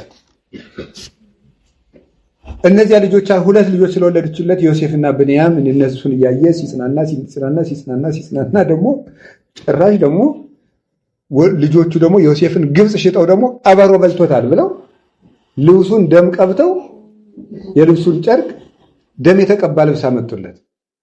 አንድ ጊዜ ራሄልን አንድ ጊዜ ዮሴፍን እያስታማ አይኑ እስኪጠፋ ድረስ አለቀሰ። እንዲህ ያለ መከራ ግን መጀመሪያ ተመርቆ ነበረ። የዚያን ምርቃት ዋጋ ግን እንኳን ሊያገኝ ከመከራ ወደ መከራ እሷ ብትሞት ልጆች ያጽናኑኛል ሲል ልጁን ቀበሮ በልቶታል አለ። አስባችሁታል? ልጅን ቀበሮ በልቶታል ሲል የመጨረሻ ልጅ ማለት 11ኛ ልጅ ነው ቀበሮ በልቶታል ተባለ። መጨረሻስ ደግሞ ጭራሽ ግብፅ ረሃብ መጣ። ደግሞ ግብፅ ሄዱ። ግብፅ ሄዱናሳ ትንሹን ወንድማችሁን ካላመጣችሁ አትሄዱም ተብለናል አሉት። ደግሞ ብንያም ስምዖንን አስይዘው መጥተዋል። ምንድን ያለ ስምዖን ይሄ ያሉ ዮሴፍ ይሄ ያሉ ብንያም ትነስኡኒ ስምዖንን ግብፅ ጥላችሁ መጣችሁ፣ ዮሴፍን ቀበሮ በላው አላችሁኝ።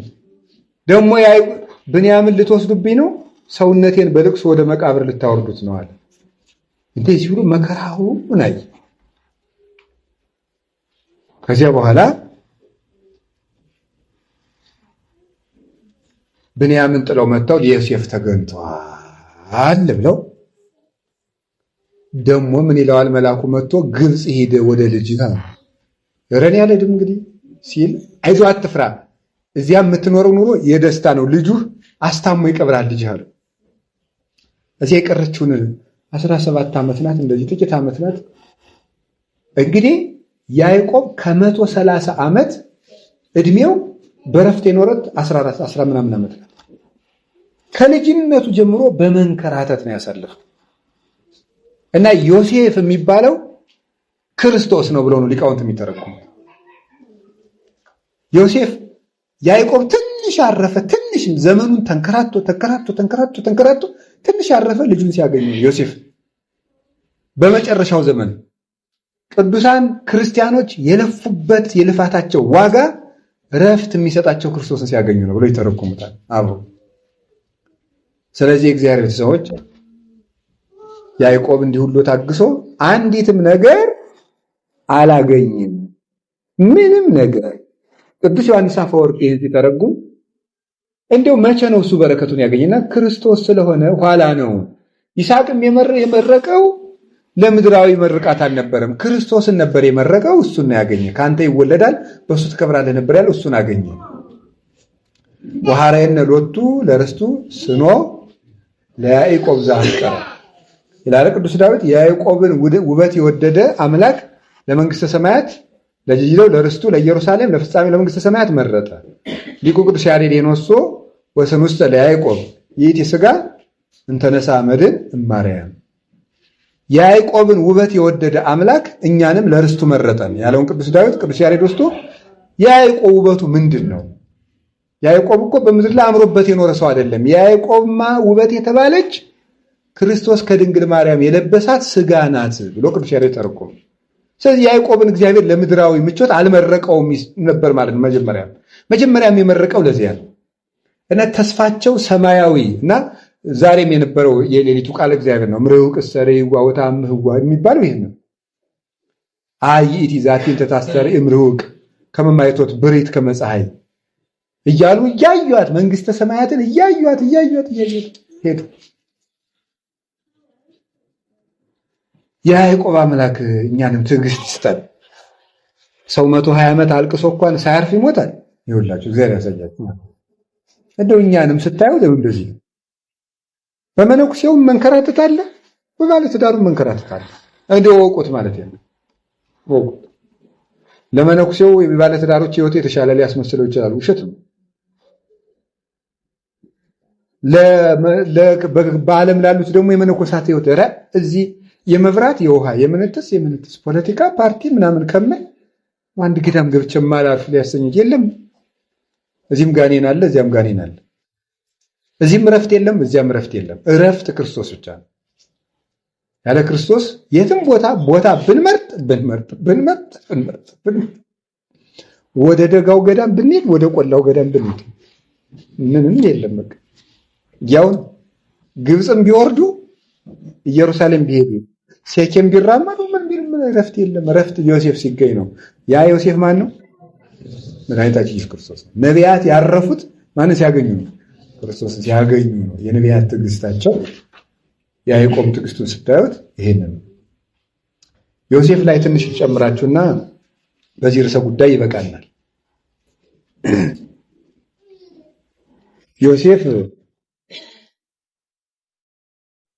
ዮሴፍና ኢዮብን አንድ ላይ በሶስተኛው አይነት እናያቸው። ዮሴፍና ኢዮብ በሶስተኛው መርሃ ግብር ወይም በሶስተኛው ርዕሰ ጉዳይ የሚታዩ ናቸው።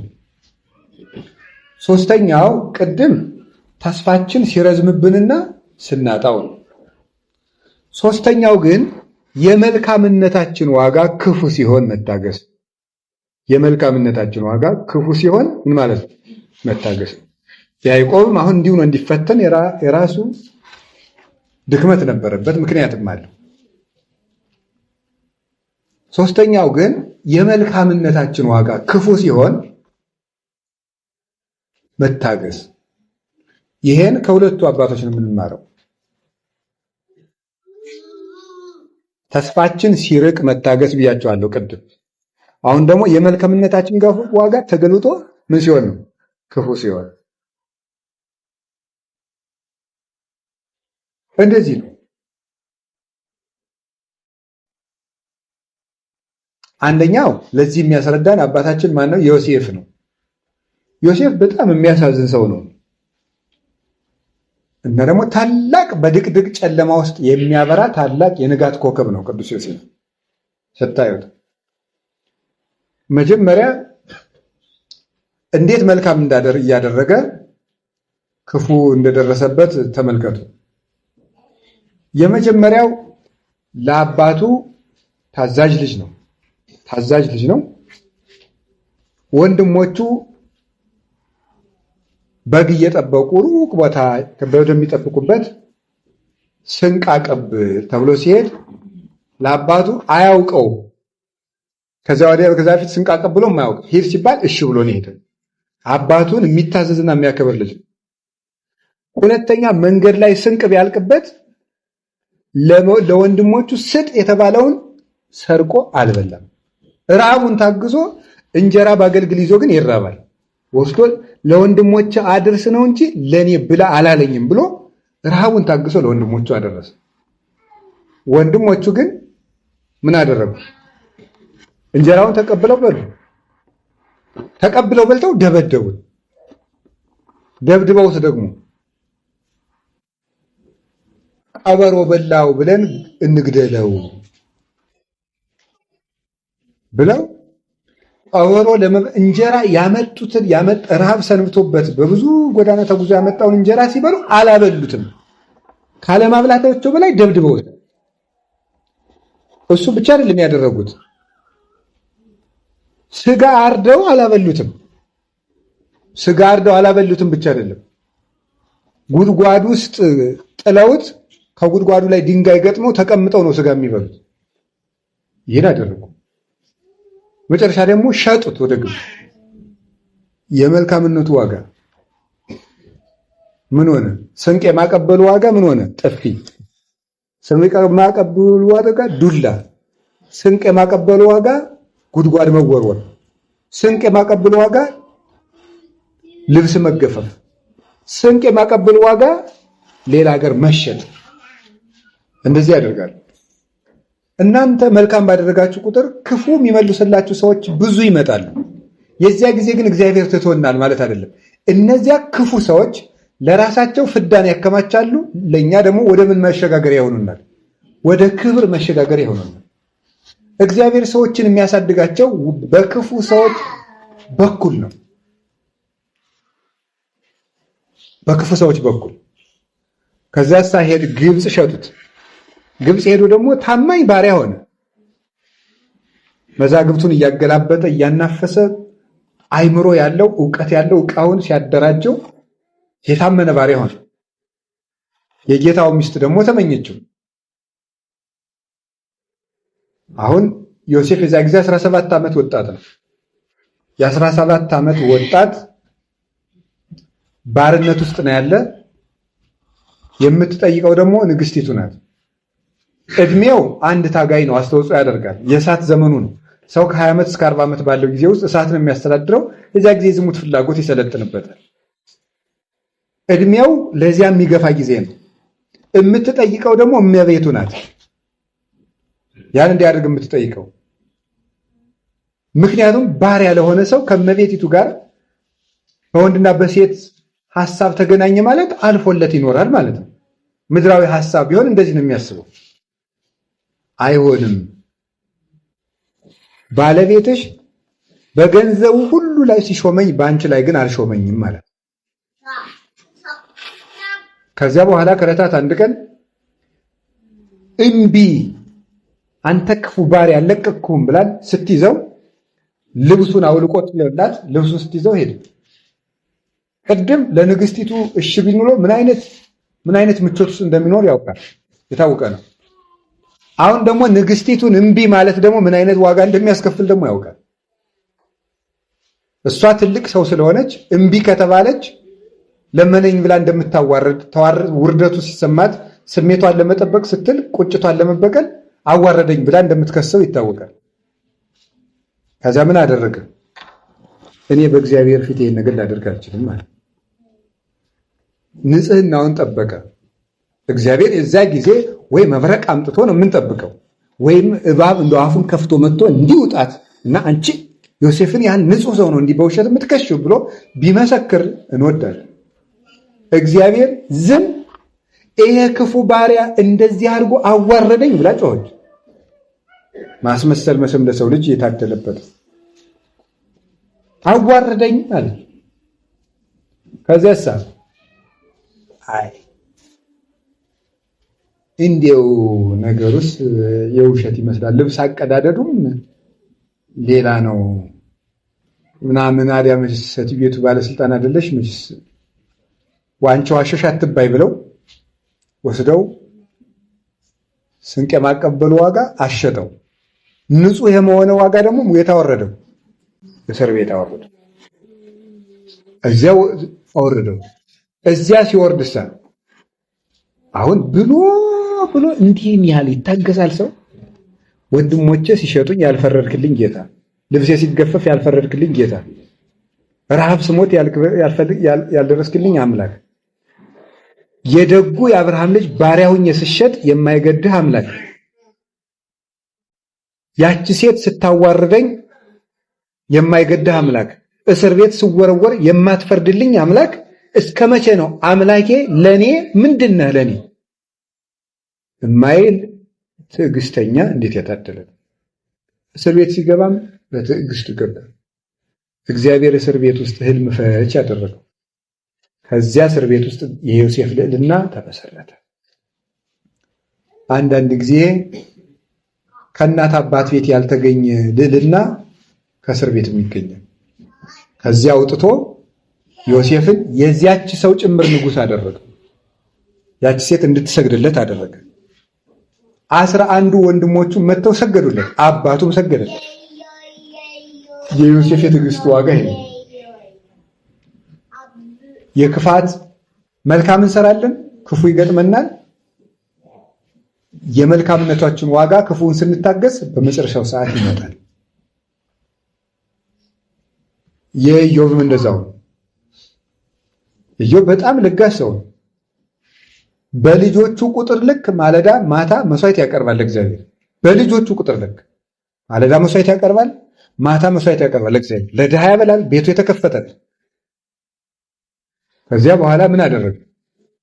መጣና ሰይጣን ከብቶቹን በአንድ ቀን እልም። ከዚያ በኋላስ መጣና ልጆቹን እልም። ከዛ መጨረሻ ላይስ አካሉን መጣና የውስጡን ወደ ውጭ የውጭን ወደ ውስጥ ገልብጦ ሙሉ በሙሉ በቁስል ነደደ። በፊት ደጉ ኢዮብ ደህና ነው ወይ የሚሉት ሁሉ ሳቁበት። ያበላቸው ያጠጣቸው የነበሩ ጓደኞች ምን እንዳሉ ታውቃላችሁ? ክፉ ሰው ባትሆን ኑሮ ይሄ ሁሉ መከራ ይመጣብህ ነበር አሉት። መጣ በቁስል ላይ ጥዝጣዜ። ያንን ችሎ ሲኖር ከብት የለ፣ ልጅ የለ፣ ጓደኛ የለ፣ መጨረሻ ላይ አካል የለ።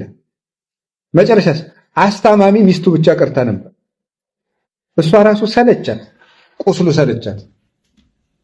ከዚህ በላይ እግዚአብሔር ምን ሊያደርግ ነው? ስደበውና ሙት አለችው። ኢዮብ ግን ምን አላት? አይ እግዚአብሔር መልካም ነገር ሲሰጠን ደስ ብሎን እንደምንቀበል መከራ ሲያመጣብንስ ደስ ብሎን ልንቀበል አይገባምን አላት። ትዕግስት ማለት ይሄ። እኛ መልካም ስናደርግ ችግር ሲገጥመን፣ እኛ ወደ መልካም ስንሮጥ እንዲያውም ችግሩ እየባሰ ማለት፣ እኛ ወደ እግዚአብሔር ስንቀርብ ችግሩ እየባሰ ማለት፣ የእግዚአብሔር አለመሆን ይሻለኝ ነበር እንዴ እስክንል ድረስ ማለት። አለመጸለይ ይሻለኝ ነበር፣ አለመስገድ ይሻለኝ ነበር፣ አለመጾም ድሮ ጾመኛ ያልሆንኩበት ጊዜ ይሻል ነበር፣ አለመቁረብ ይሻለኝ ነበር እንድንል በሚያደርግ መጠን ዋጋው እየከፋ ይመጣል። መጨረሻ ላይ ግን እግዚአብሔር ይዘገያል እንጂ አይቀርምና በዮርዳኖስ ውሃ ሄዶ ታጠበ፣ ቁስሉ ረገፈለት፣ እድሜው እጥፍ፣ ሀብቱ እጥፍ፣ ልጆቹም እጥፍ ሆነው ተሰጡት። ሰማይክሙ ዘከመ ተአገሰ ኢዮብ ወሬክሙ ዘከመ ፈጸመ ሎቱ። እግዚአብሔር ኢዮብ እንደታገሰ ሰምታችኋል፣ እንደፈጸመለት አይታችኋል። እንደታገሰ ሰምታችኋል፣ ትዕግስቱን ሰምታችሁ ዋጋውን ሳታዩ አልቀራችሁም ማለት። ትዕግስቱ የተሰማለት ሰው ዋጋውም አይቀርም። እስኪ አሁን ከነገርኳችሁ ሰው ውስጥ ትዕግስቱን ሰምተን ዋጋውን ያላየን ማን አለ? የያዕቆብን ትዕግስት አየን፣ ዋጋውን አየን። የአብርሃምን ትዕግስት አየን፣ ዋጋውን አየን። የዮሴፍን ትዕግስት አየን፣ ዋጋውን አየን። የኢዮብን ትዕግስት አየን፣ ዋጋውን አየን። አንዱ በጣም የተገለበጠ የሚሆን አስተሳሰብ ኦርቶዶክሳዊ አእምሯችን ሊያስብ የሚገባው መልካም ባደረግን ቁጥር እግዚአብሔር ነገሮችን ያስተካክልልናል። በጸለይን፣ በጾም ወደ እግዚአብሔር በቀረብን፣ ቤተክርስቲያን ላይ ባስቀደስን ቁጥር ነገሮች ሁሉ እግዚአብሔር ራሱ ያስተካክላቸዋል ብለን የምናስብ ከሆነ እሱ ትክክል አይደለም። እግዚአብሔር እንደዚያ ባደረግን ቁጥር ዲያብሎስ እጥፍ ጦርነት ወደኛ ይከፍታል። እግዚአብሔር ደግሞ የትዕግስታችን ዋጋ እንዲበዛ ስለሚፈልግ አንጥረኛው ወርቁ የበለጠ ነጥሮ እንዲታወቅ እሳቱን በደንብ እንዲነድ ነበልባሉን ይጨምረዋል፣ ከፍ ብሎ እንዲነድ ያደርገዋል። እግዚአብሔርም ደግሞ ሰውየው ነጥሮ በሰይጣን ምስክር እስኪሆንበት ድረስ እንደ ፋና እንዲያበራ ሲፈልግ ዲያብሎስ የመከራውን እሳት ሲያነድ እግዚአብሔር በትዕግስት ዝም ይላል። የዚያን ጊዜ የተወን ይመስለንና ደግሞ ከእግዚአብሔር እንድንጣስ ዲያብሎስ ሁለት ነው የሚፈትነው። መጀመሪያ ወደ እግዚአብሔር እንዳንቀርብ ማድረግ፣ ከቀረብን ደግሞ ጦርነት ይከፍትና እንግዲያ እንደዚህ ስትሆን እግዚአብሔር የታል የደረሰልህ ብሎ ደግሞ መታገል ይጀምራል። የነቢያት የትዕግስታቸው ዋጋ ይህ ነው። የኢዮብን የዮሴፍን የትዕግስት ዋጋ የሰጠ አምላክ እኛንም ትዕግስት ይስጠን። የመጨረሻ ርዕሳችን ምንድን ነው? ንገሩኝ እንጂ። የነቢያት ትዕግስታቸው ነው። የነቢያት ትዕግስታቸው አሁን የመጨረሻ የምናየው የድህነት ቀጠሮ ነው። የድህነት ቀጠሮ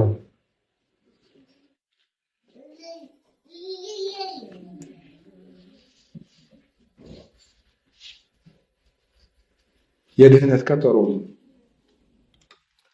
የድህነት ቀጠሮ ይሄ ነቢያት ራስ ወዳድ አይደሉም። ለኔ ካልሆነ ሰርዶ አይብቀል አይል። እንግዲህ ከለፉበት ልፋት እዩ። ኢሳይያስ በመጋዝ ተሰነጠቀ፣ ዳንኤል በድንጋይ ተወገረ፣ ሕዝቅኤል በድንጋይ ተወገረ ብለን ሲያበቃ ሰለስቱ ደቂቅ ወደ እሳት ተወረወሩ፣ ዳንኤል ወደ አንበሳ ተወረወረ፣ ዳዊት እያለቀሰ ኖረ ብለን ሲያበቃ ሁሉም እንደ ስደተኛ ኖሩ ነው ያለው። የዚያን የልፋታቸውን ዋጋ በጊዜው አላገኙ፣ መንግስተ ሰማያትን አላገኙ፣ ክርስቶስን በስጋ አላዩትም። ለኔ ካልሆነ አይሉም ነው የነቢያት ትዕግስታቸው ይሄ ነው።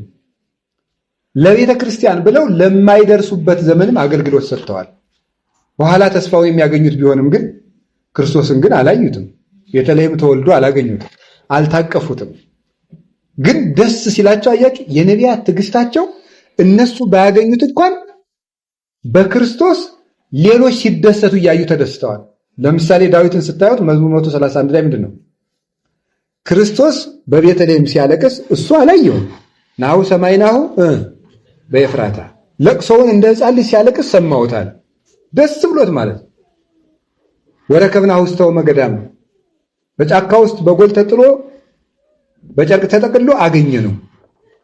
እንኳን ተወለደልን እንጂ እንከሰ ንበው ውስተ አብያቲሁ ለእግዚአብሔር፣ ወደ እግዚአብሔር ወደ ቤተ ክርስቲያን እንገባለን፣ ቀራንዮ አብረን እንገባለን።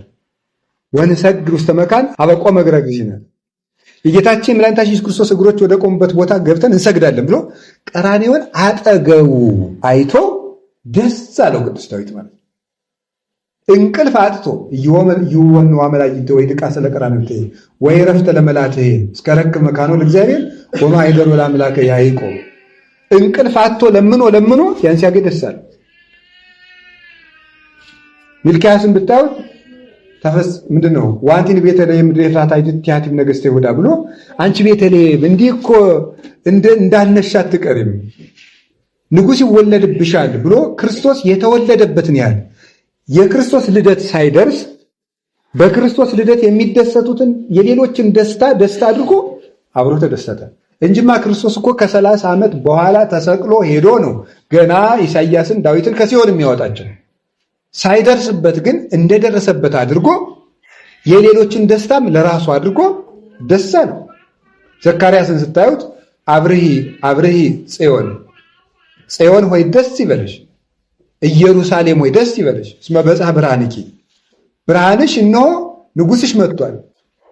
ወይመጽእ ንጉሥኪ እንዘ ይጽአን ዲበ እድግት ወዲበ እዋላ ንጉሥ በእናቲቱ አህያና በውርንጫ ተጭኖ ይመጣልና ኢየሩሳሌም ሆይ ደስ ይበልሽ ብሎ የሆሳዕና ዕለት እንደተገኘ አድርጎ ዘካርያስ ልክ የሆሳዕና ዕለት እንደተገኘ አድርጎ ደስ አለ። የሆሳዕና ዕለት ግን ሕፃናት ሲዘምሩ ክርስቶስ በአህያ ላይ ተጭኖ ሲሄድ አልደረሰም። በሌሎች ደስታ ይደሰቱ ነበር። የራሳቸው ሩቅ ቢሆንም ለሌሎች በማገልገል የራሳቸውን በትዕግስት ያገለግላሉ። ይህንን ነው የነቢያት ትዕግስታቸው ይሄ ነው እና ቅዱስ ጳውሎስ ስለዚህ ነው ሁሉም ከሩቅ እያዩአት ሞቱ፣ እኛ ሳንመጣ ፍጹም እንዳይሆኑ እግዚአብሔር ወስኗልና ርስቲቱን አላገኟትም ይላል። ለራስ ባያገኙ እንኳን ለሌላው መኖር ፍጹም ትዕግስት ነው። ለሌላው መኖር ይሄ ነቢያት ትዕግስት 5500 ዘመን ለህዝቡ ኖሩ። መጀመሪያ ለህዝቡ ኖሩ እዚያ በጊዜው ለነበረው፣ ኋላ ደግሞ የሚመጣውን ደስታ ምስጢረ ስጋዌን ዘመነ ስጋዌን ክርስቶስ በስጋ በዚህ ዓለም ሲመላለስ ላያዩት ነገር አገለገሉ። ሩቋን ተስፋ ብቻ አገልግለው ግን ደስታውን ግን አብረውን ነው የተካፈሉት። እውነት ልንገራቸው የቤተልሔሙን ደስታ የጥምቀቱን ደስታ አሁን ቅዱስ ዳዊት ጥምቀቱን እያደነቀ ዮርዳኖስ ምን ሆነህ ነው የሸሸ? ለምን ነው የሸሸው? ምን ተቆንቂ ባሕር ዘጎየቂ ዋንተኒ ዮርዳኖስ ዘገባይ ከድህሬከ ዮርዳኖስ ምን ነው ወደ ኋላ የተመለስ አድባር ዘአንፈራጽክሙ ተራሮች እንደ ጥጃ የዘለላችሁ መሆናችሁ ነው እያለ ጥምቀትን እያየ ፈጽሞ ደስ ብሎታል። በጥምቀቱ አብረውን ነው የተደሰቱት። በልደቱ አብረውን ነው የተደሰቱት። በቀራንዮ አብረውን ነው ያለቀሱት። ስደቱን አብረውን ነው የተደሰቱት። ኢሳይያስ ወናዊ መጽእ እግዚእነ ዘይጽያን ዲበ ደመና ብሩህ ወይወርድ ውስተ ምድረ ግብፅ ተጭኖ ዲበ ደመና እግዚአብሔር ነው በፈጣን ደመና ተጭኖ ወደ ግብፅ ይወርዳል ብሎ አብሮ ስደቱን አብረው ተደስተዋል፣ አዝነዋል። ልደቱን አብረው ተደስተዋል። ጥምቀቱን አብረው፣ በናዝሬት ማደጉን አብረው፣ ገሊላ መመላለሱን አብረው፣ ቃና ዘገሊላ መገኘቱን አብረው፣ በስብከቱ ሰዎች ሲደሰቱ አብረው እየተደሰቱ አዎ እዜኖሙ ለነዳያን ተፍሥሕተ ለነዳያን ተድላ ደስታን ከሰብካቸው ለድሆች ተድላ ደስታን ሰብካቸው ዘንድ የዚያን ጊዜ መንፈስ ቅዱስን ራሴን ቀባኝ ያለ ኢሳይያስ አብሮ በስብከቱ ተደስቷል። ትንቢተ ኢሳይያስ ምዕራፍ 63 ላይ በስብከቱ መንፈስ እግዚአብሔር በላይ ነው፣ የእግዚአብሔር መንፈስ በኔ ላይ ነው ማለት መንፈስ ቅዱስ አዋህዶኛል ለድሆች ስብከትን ሰብካቸው ዘንድ።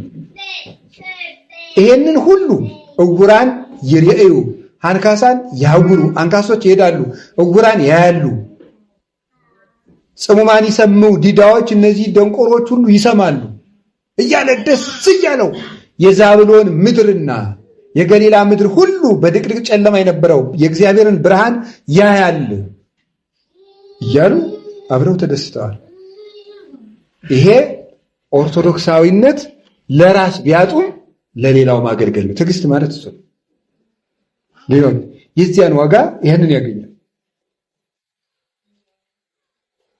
ይህንን የሚያደርጉ ሰዎች የነቢያት ትዕግስታቸው ይሄ በዘመኑ የቻሉት መከራ የሚያሳዝን። እውነቴን ነው የምነግራቸው። ኢሳይያስን እንዴት አድርገው እንዳሳቀዩ በመጋዝ እኮ ነው የሰነጠቁት። ያን የመሰለ ነቢይ ኤርምያስን በድንጋይ ወግረው ያላሰቃዩ እንደው ከነቢያት እምደመ አቤል ጻድቅ እስከ ደመ ዘካርያስ ወልደ በራክዩ ከአቤል ደም ጀምሮ እስከ በራክዩ ልጅ እስከ ዘካርያስ በቤተ መቅደስ ከገደላችሁ ዘካርያስ ድረስ እናንተ ያላሰቃያችሁት ማን አለ? በዛሬውም ቅዱስ ያሬድ አንስቶታል በድጓው። ከዚያ እጅ ጀምሮ መከራ ያልተቀበለ ነቢይ የለም። ያልተገረፈ፣ ያልተሰደደ፣ ያልተሰቃየ፣ ያላለቀሰ የለም። ባቢሎን ሆነው አልቅሰዋል። አብረው ያለ ኃጢአታቸው አብረው ተሰደው ሶበ ተዘከርናህ ለጽዮን እያሉ ጽዮንን ባሰብናት ጊዜ አለቀስን። ሰቀልነ እንዚራቲነ ውስተ ኩሃቲሃ በባቢሎን በዛፎቿ እንዚራችን ሰቀል ተድላ ደስታችን አጣን። ኢየሩሳሌም እያሰብን አለቀስን እያሉ በሕዝብ ኃጢአት እነሱ ተሰደዱ። ይሄ ትዕግስታቸው በጣም ያስደንቃል። በምን ኃጢአቴ ነው አላሉ። ያላበሳያል አሉ። ዳንኤል ያለ ኃጢአቱ ነው ሄደ። ኤርምያስ ያለ ኃጢአቱ ነው የተማረከ። ሰለስቱ ደቂቅ ያለ ኃጢአታቸው ነው የተማረኩ። ሕዝቅኤል ያለ ኃጢአቱ ሕዝብ እንዲያስተምር ተብሎ ሕዝቡ ጣዖት አምልከው ኃጢአት ሰርተው ባቢሎን ሲሰደዱ በሕዝቡ ኃጢአት ምክንያት ደጎቹ ነቢያት ያለ ኃጢአታቸው አብረው ተማረኩ።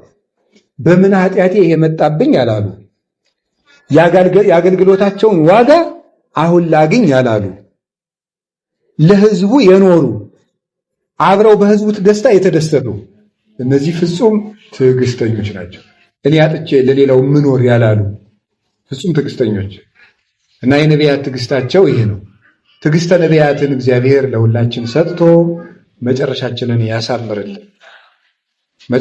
ያሳምርልን። እና አንድ ነገር ልጨምርና ትምህርቴን በዚህ አጠናቅቃለሁ። ከነቢያት ትዕግስት አንዱ የምንማረው ምንድነው ስትሉ የማይመለስ ሰውን መታገስ። አንዱ የምንማረው የማይመለስ ሰውን መታገስ። ምን የማይል ነው ሰውን ያልኳችሁ? ተነግሮ የማይሰማን ሰው መታገስ። ተነግሮ የማይሰማ ወንድም ይኖረናል። ተነግራ የማትሰማ እህት ትኖርናል። ተነግሮ የማይሰማ አባትም ይኖረናል፣ እናትም ይኖረናል፣ ልጅም ይኖራል፣ ጎረቤትም ይሆናል፣ ጓደኛም ይኖራል፣ ደቀ መዝሙርም ይኖራል፣ መምህርም ይኖራል። ብቻ ተነግሮ የማይሰማን ሰው መታገስ ትዕግስት ይባላል። ትዕግስት ማለት እሱ ለፍታ አይበቀል እንዲያው በጎ ባደረጋችሁ ጭምር እሱ ክፋት የሚጨምር ማለት ነው። ቅዱስ ባስልዮስ እንደተናገረው ለቀናተኛ ሰው አንተ በጎ ባደረክለት ቁጥር የሰውየው ቅናት እንደገና እየጨመረ ይሄዳል እንደሚለው እንደዚህ አይነት ሰው ያጋጥማል። ይሄን መታገስ ነው። ሙሴ ፈርዖንን ስንት ታምር እስከማድረግ ነው የታገሰው? 10 ጊዜ ማለት እንዴ እለቃለሁ ይልና መልሶ አለቅ። አንድ ታምር ሲያደርግ እለቃለሁ መልሶ አለቅ። አንድ ታምር ሲያደርግ እለቃለሁ አለቅ። 10 ታምር እስከሚያደርግ ድረስ ሙሴ ምን ማለት ነው? ፈርዖንን ከማስተማር አላረፈም ማለት ልበድ እንደ እግዚአብሔር ልቀቅ ብሎሃል ሕዝቤን ይልና ታምር ሲያደርግ እለቃለሁ ይልና ታምሩ ሲቆም በበነገው እግዚአብሔር ማን ነው የሚል ሰው ውይ እንደው የዛሬ ሰባኪና ሙሴን እስቲ አሁን የዛሬ አስተምሪያችሁ ነገ ባልደመጣችሁ ለመሆኑ እግዚአብሔር ማን ነው ብትሉ ድግም እዚህ አዳራሽ እመጣለሁ እመጣ ይሆናል።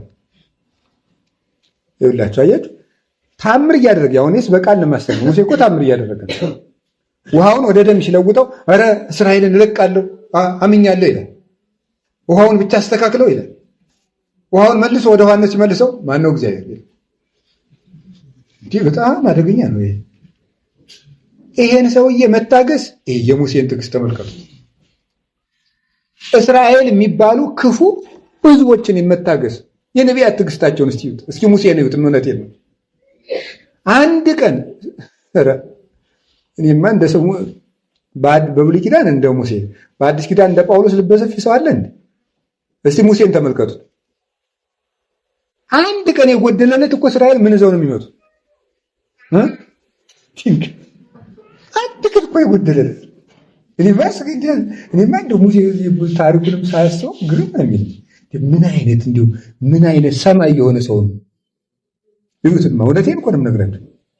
አንድ ቀን መናይቱ ትንሽ እንደመራቅ ካለ እዚህ በረሃ ላይ አምጥታችሁ ልትፈጁነ ነው።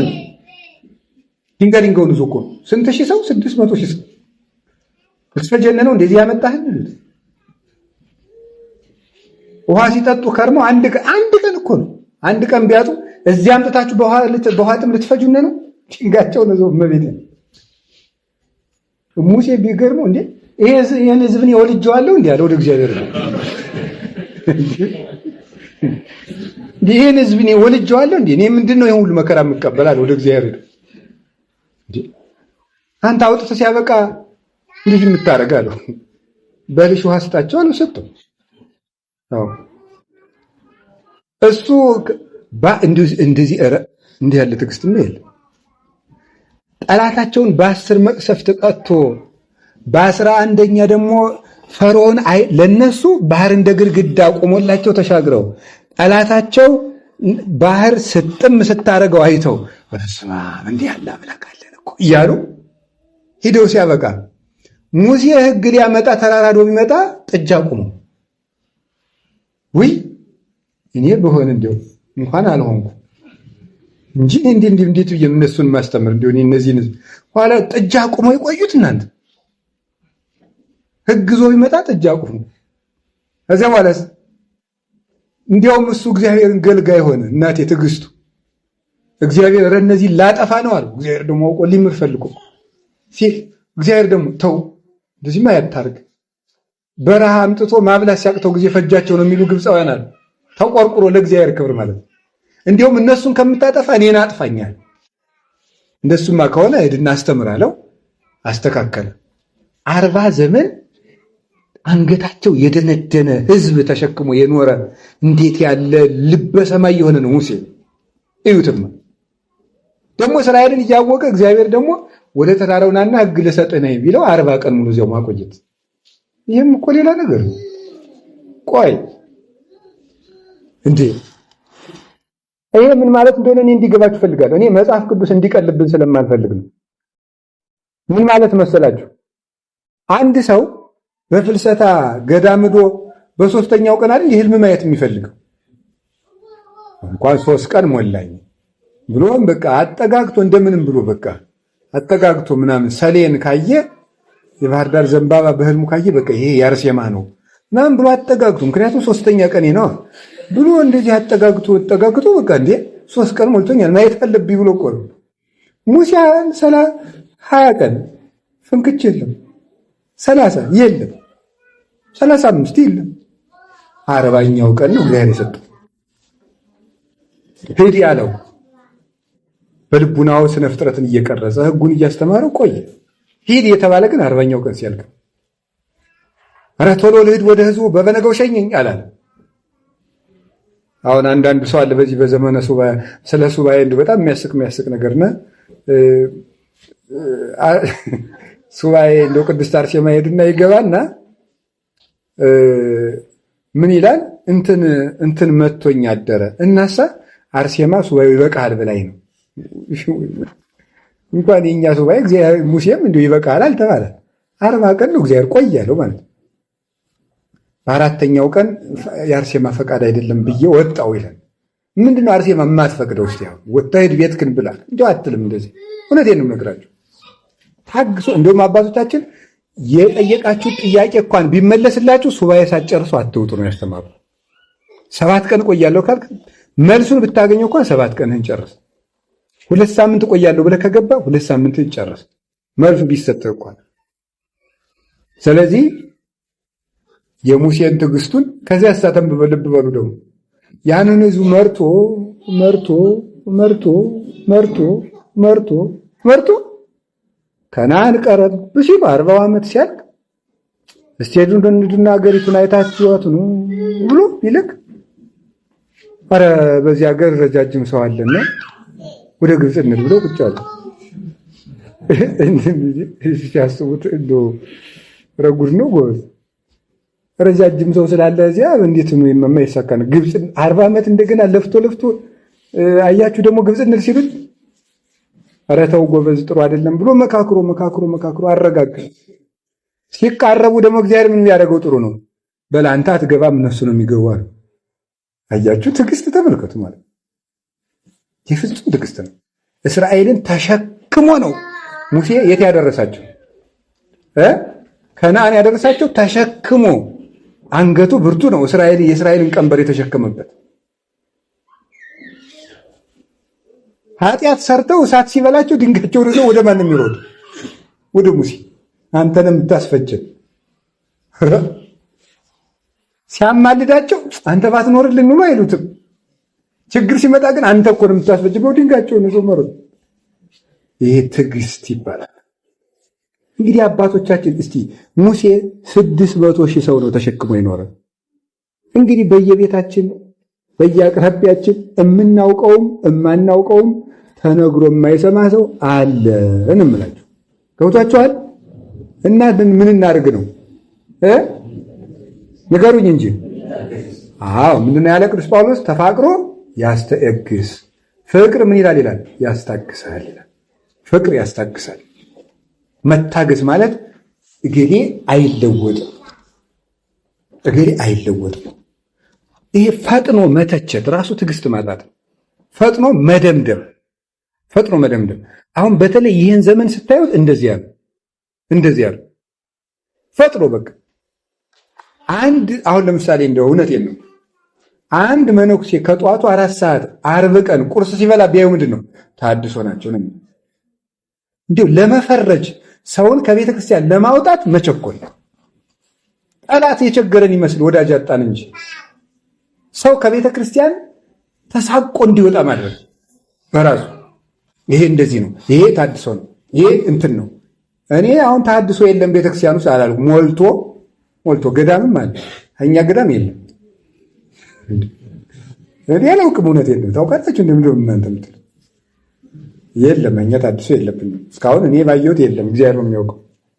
ብቻ ግን በገዳም ይኖራል፣ በዚያም ይኖራል። ምን አጠቃቀሰኝ? ወዳጅ ማብዛት ነው እንጂ ጠላት ማብዛት ምን ያደርጋል? በየቦታው በሚጠረጠረውም ታድሶ አለ። ግን የምነግራችሁ አንድ ቀን ባየነው ነገር ሁሉ ሰውን የመጨረሻ ማንነቱ ነው ብሎ መደምደም ይሄ ነው። ከሰው ጋር አላኖርንም ያለ ሰውም እንዳይመለስ ያደረግነው ለዚህ ነው። እንፈርጃለን። ቶሎ ለመፈረጅ አለመቸኮል። ይኸው ሐዋርያት እንዲህ ብለው እንደቸኮሉና ጌታ እንዳረማቸው አላያችሁም? ዮሐንስ ወንጌል ምዕራፍ 9 ላይ እውር ሆኖ ከእናቱ ማህፀን የተወለደውን ልጅ ምንድን ነው ያለው? ሐዋርያት ሄደው በኃጢአተ መኑ ተወልደ ዝንቱ እውር። ይሄ እውር ይሁላችሁ፣ ይሄ እውር ምን ሆኖ ነው እውር የሆነ ብለው እኮ አይደለም የጠየቁት። ምንድን ነው ያሉት? በማን ኃጢአት ነው ብለው ነው የጠየቁት። እውር ሆኖ ስለተወለደ ምንድን ነው ያደረጉት? ወይ የራሱ ኃጢአት ነው ወይ የዘመዶቹ ኃጢአት ነው ብለው ፈረጁት።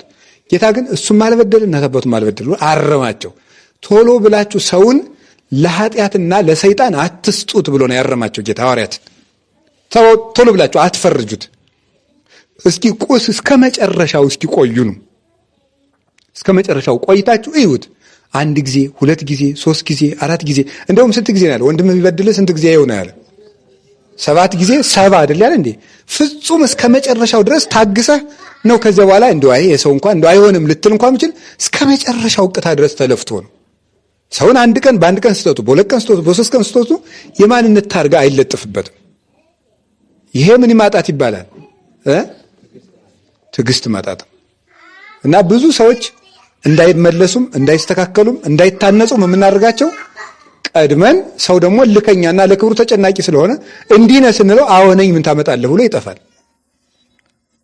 እንግዲህ ሰለስቱ ምዕት በቅዳሴያቸው በቃ እንግዲህ በትዕግስቶሙ ለሰማዕት እያሉ የሚናገሩት እነዚህ ናቸው። የሰውን ነገር የማይስተካከልን ሰው ችሎ መኖር እንግዲህ እንደ በገዳም በፊልክስዩስ የተጻፈው አለ አይደለ? የሚሰርቀው ደቀ መዝሙር ምንድን ያደረገ? የአንድ አባት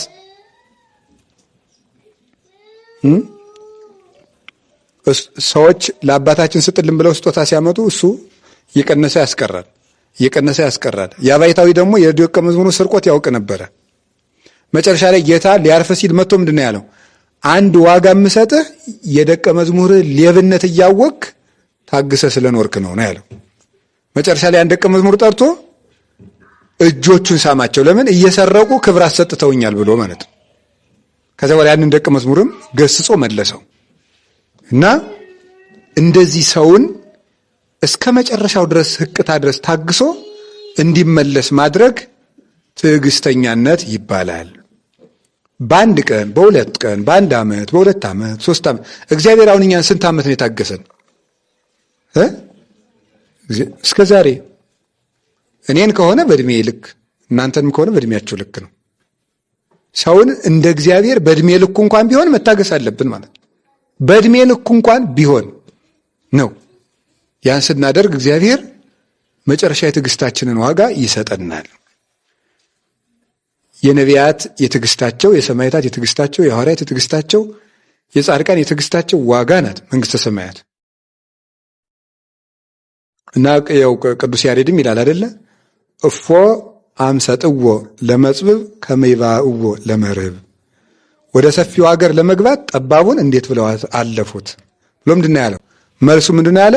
ደሪኦሙ ተአጊሶሙ፣ ታግሰው ጸንተው ጠባቡን ጎዳና አለፉ። እንዴት ነው ከሰፊው ሀገር የገቡት? ጠባቡን እንዴት ብለው አልፈው ነው ብሎ ጠይቆ ራሱ ሲመልስ ደሪኦሙ ተአጊሶሙ፣ ጸንተው ታግሰው ጠባቡን አልፈው ከሰፊው ሀገር ገቡ ብሎ ነው ቅዱስ ያሬድ የነገረን። እንግዲህ ታግሰን ትችት ስንተች ያለ ስማችን ስም ሲወጣለን፣ የዛሬው የቅዳሴው መልእክት ይሄን ነበር። አንደኛ ጴጥሮስ ምዕራፍ 2 ላይ የሚያስረዳን መልካም እያደረጋችሁ ክፉ ብትቀበሉ ምስጋናችሁ ብዙ ነው የተነገረ ለዚህ ነው። ያለ ስማችሁ ስም ሲያወጡላችሁ ደስ ይበላችሁ። ክብራችን ሲወርድ በአደባባይ ስንተች ቱግ የምንለው ነገር፣ እባብም እኮ ካላየማ ደግ ነው፣ ሲያይ ነው እኮ ምላሱን የሚያወጣው። እኛም ስንነካ አሁን እባብን ቀስ አድርጋችሁ ጅራቱ ላይ ቁሙበት፣ እንዴት ነው የሚሆን? በቃ እንደዚህ ይቅለበልባል ማለት ነው። አንዳንዱ ሰው እንደዚያ ነው። ጅራቱ ላይ ትንሽ ነካ ስታደርጉት ሊውጥ ይደርሳል። እና ስንነካ እንቻል እስቲ፣ ስንሰደብ፣ ከሰው መሃል ስንዋረድ፣ ከሰው መሃል ስንነቀፍ ሁላ እንቻል። የትዕግስት ባለቤት እንግዲህ መስቀሉን ተሸክሙ ያለን ይችን ነው። መስቀል አለት ይችን ትዕግስት ነው። የትዕግስት ባለቤት የመስቀሉን ኃይል ሁላችን ያስታጥቀን፣ ትዕግስቱን ይስጠን፣ በትዕግስት የጀመርነውን ሁሉ ያስፈጽመን። ስብሐት ለእግዚአብሔር። ይቆየን።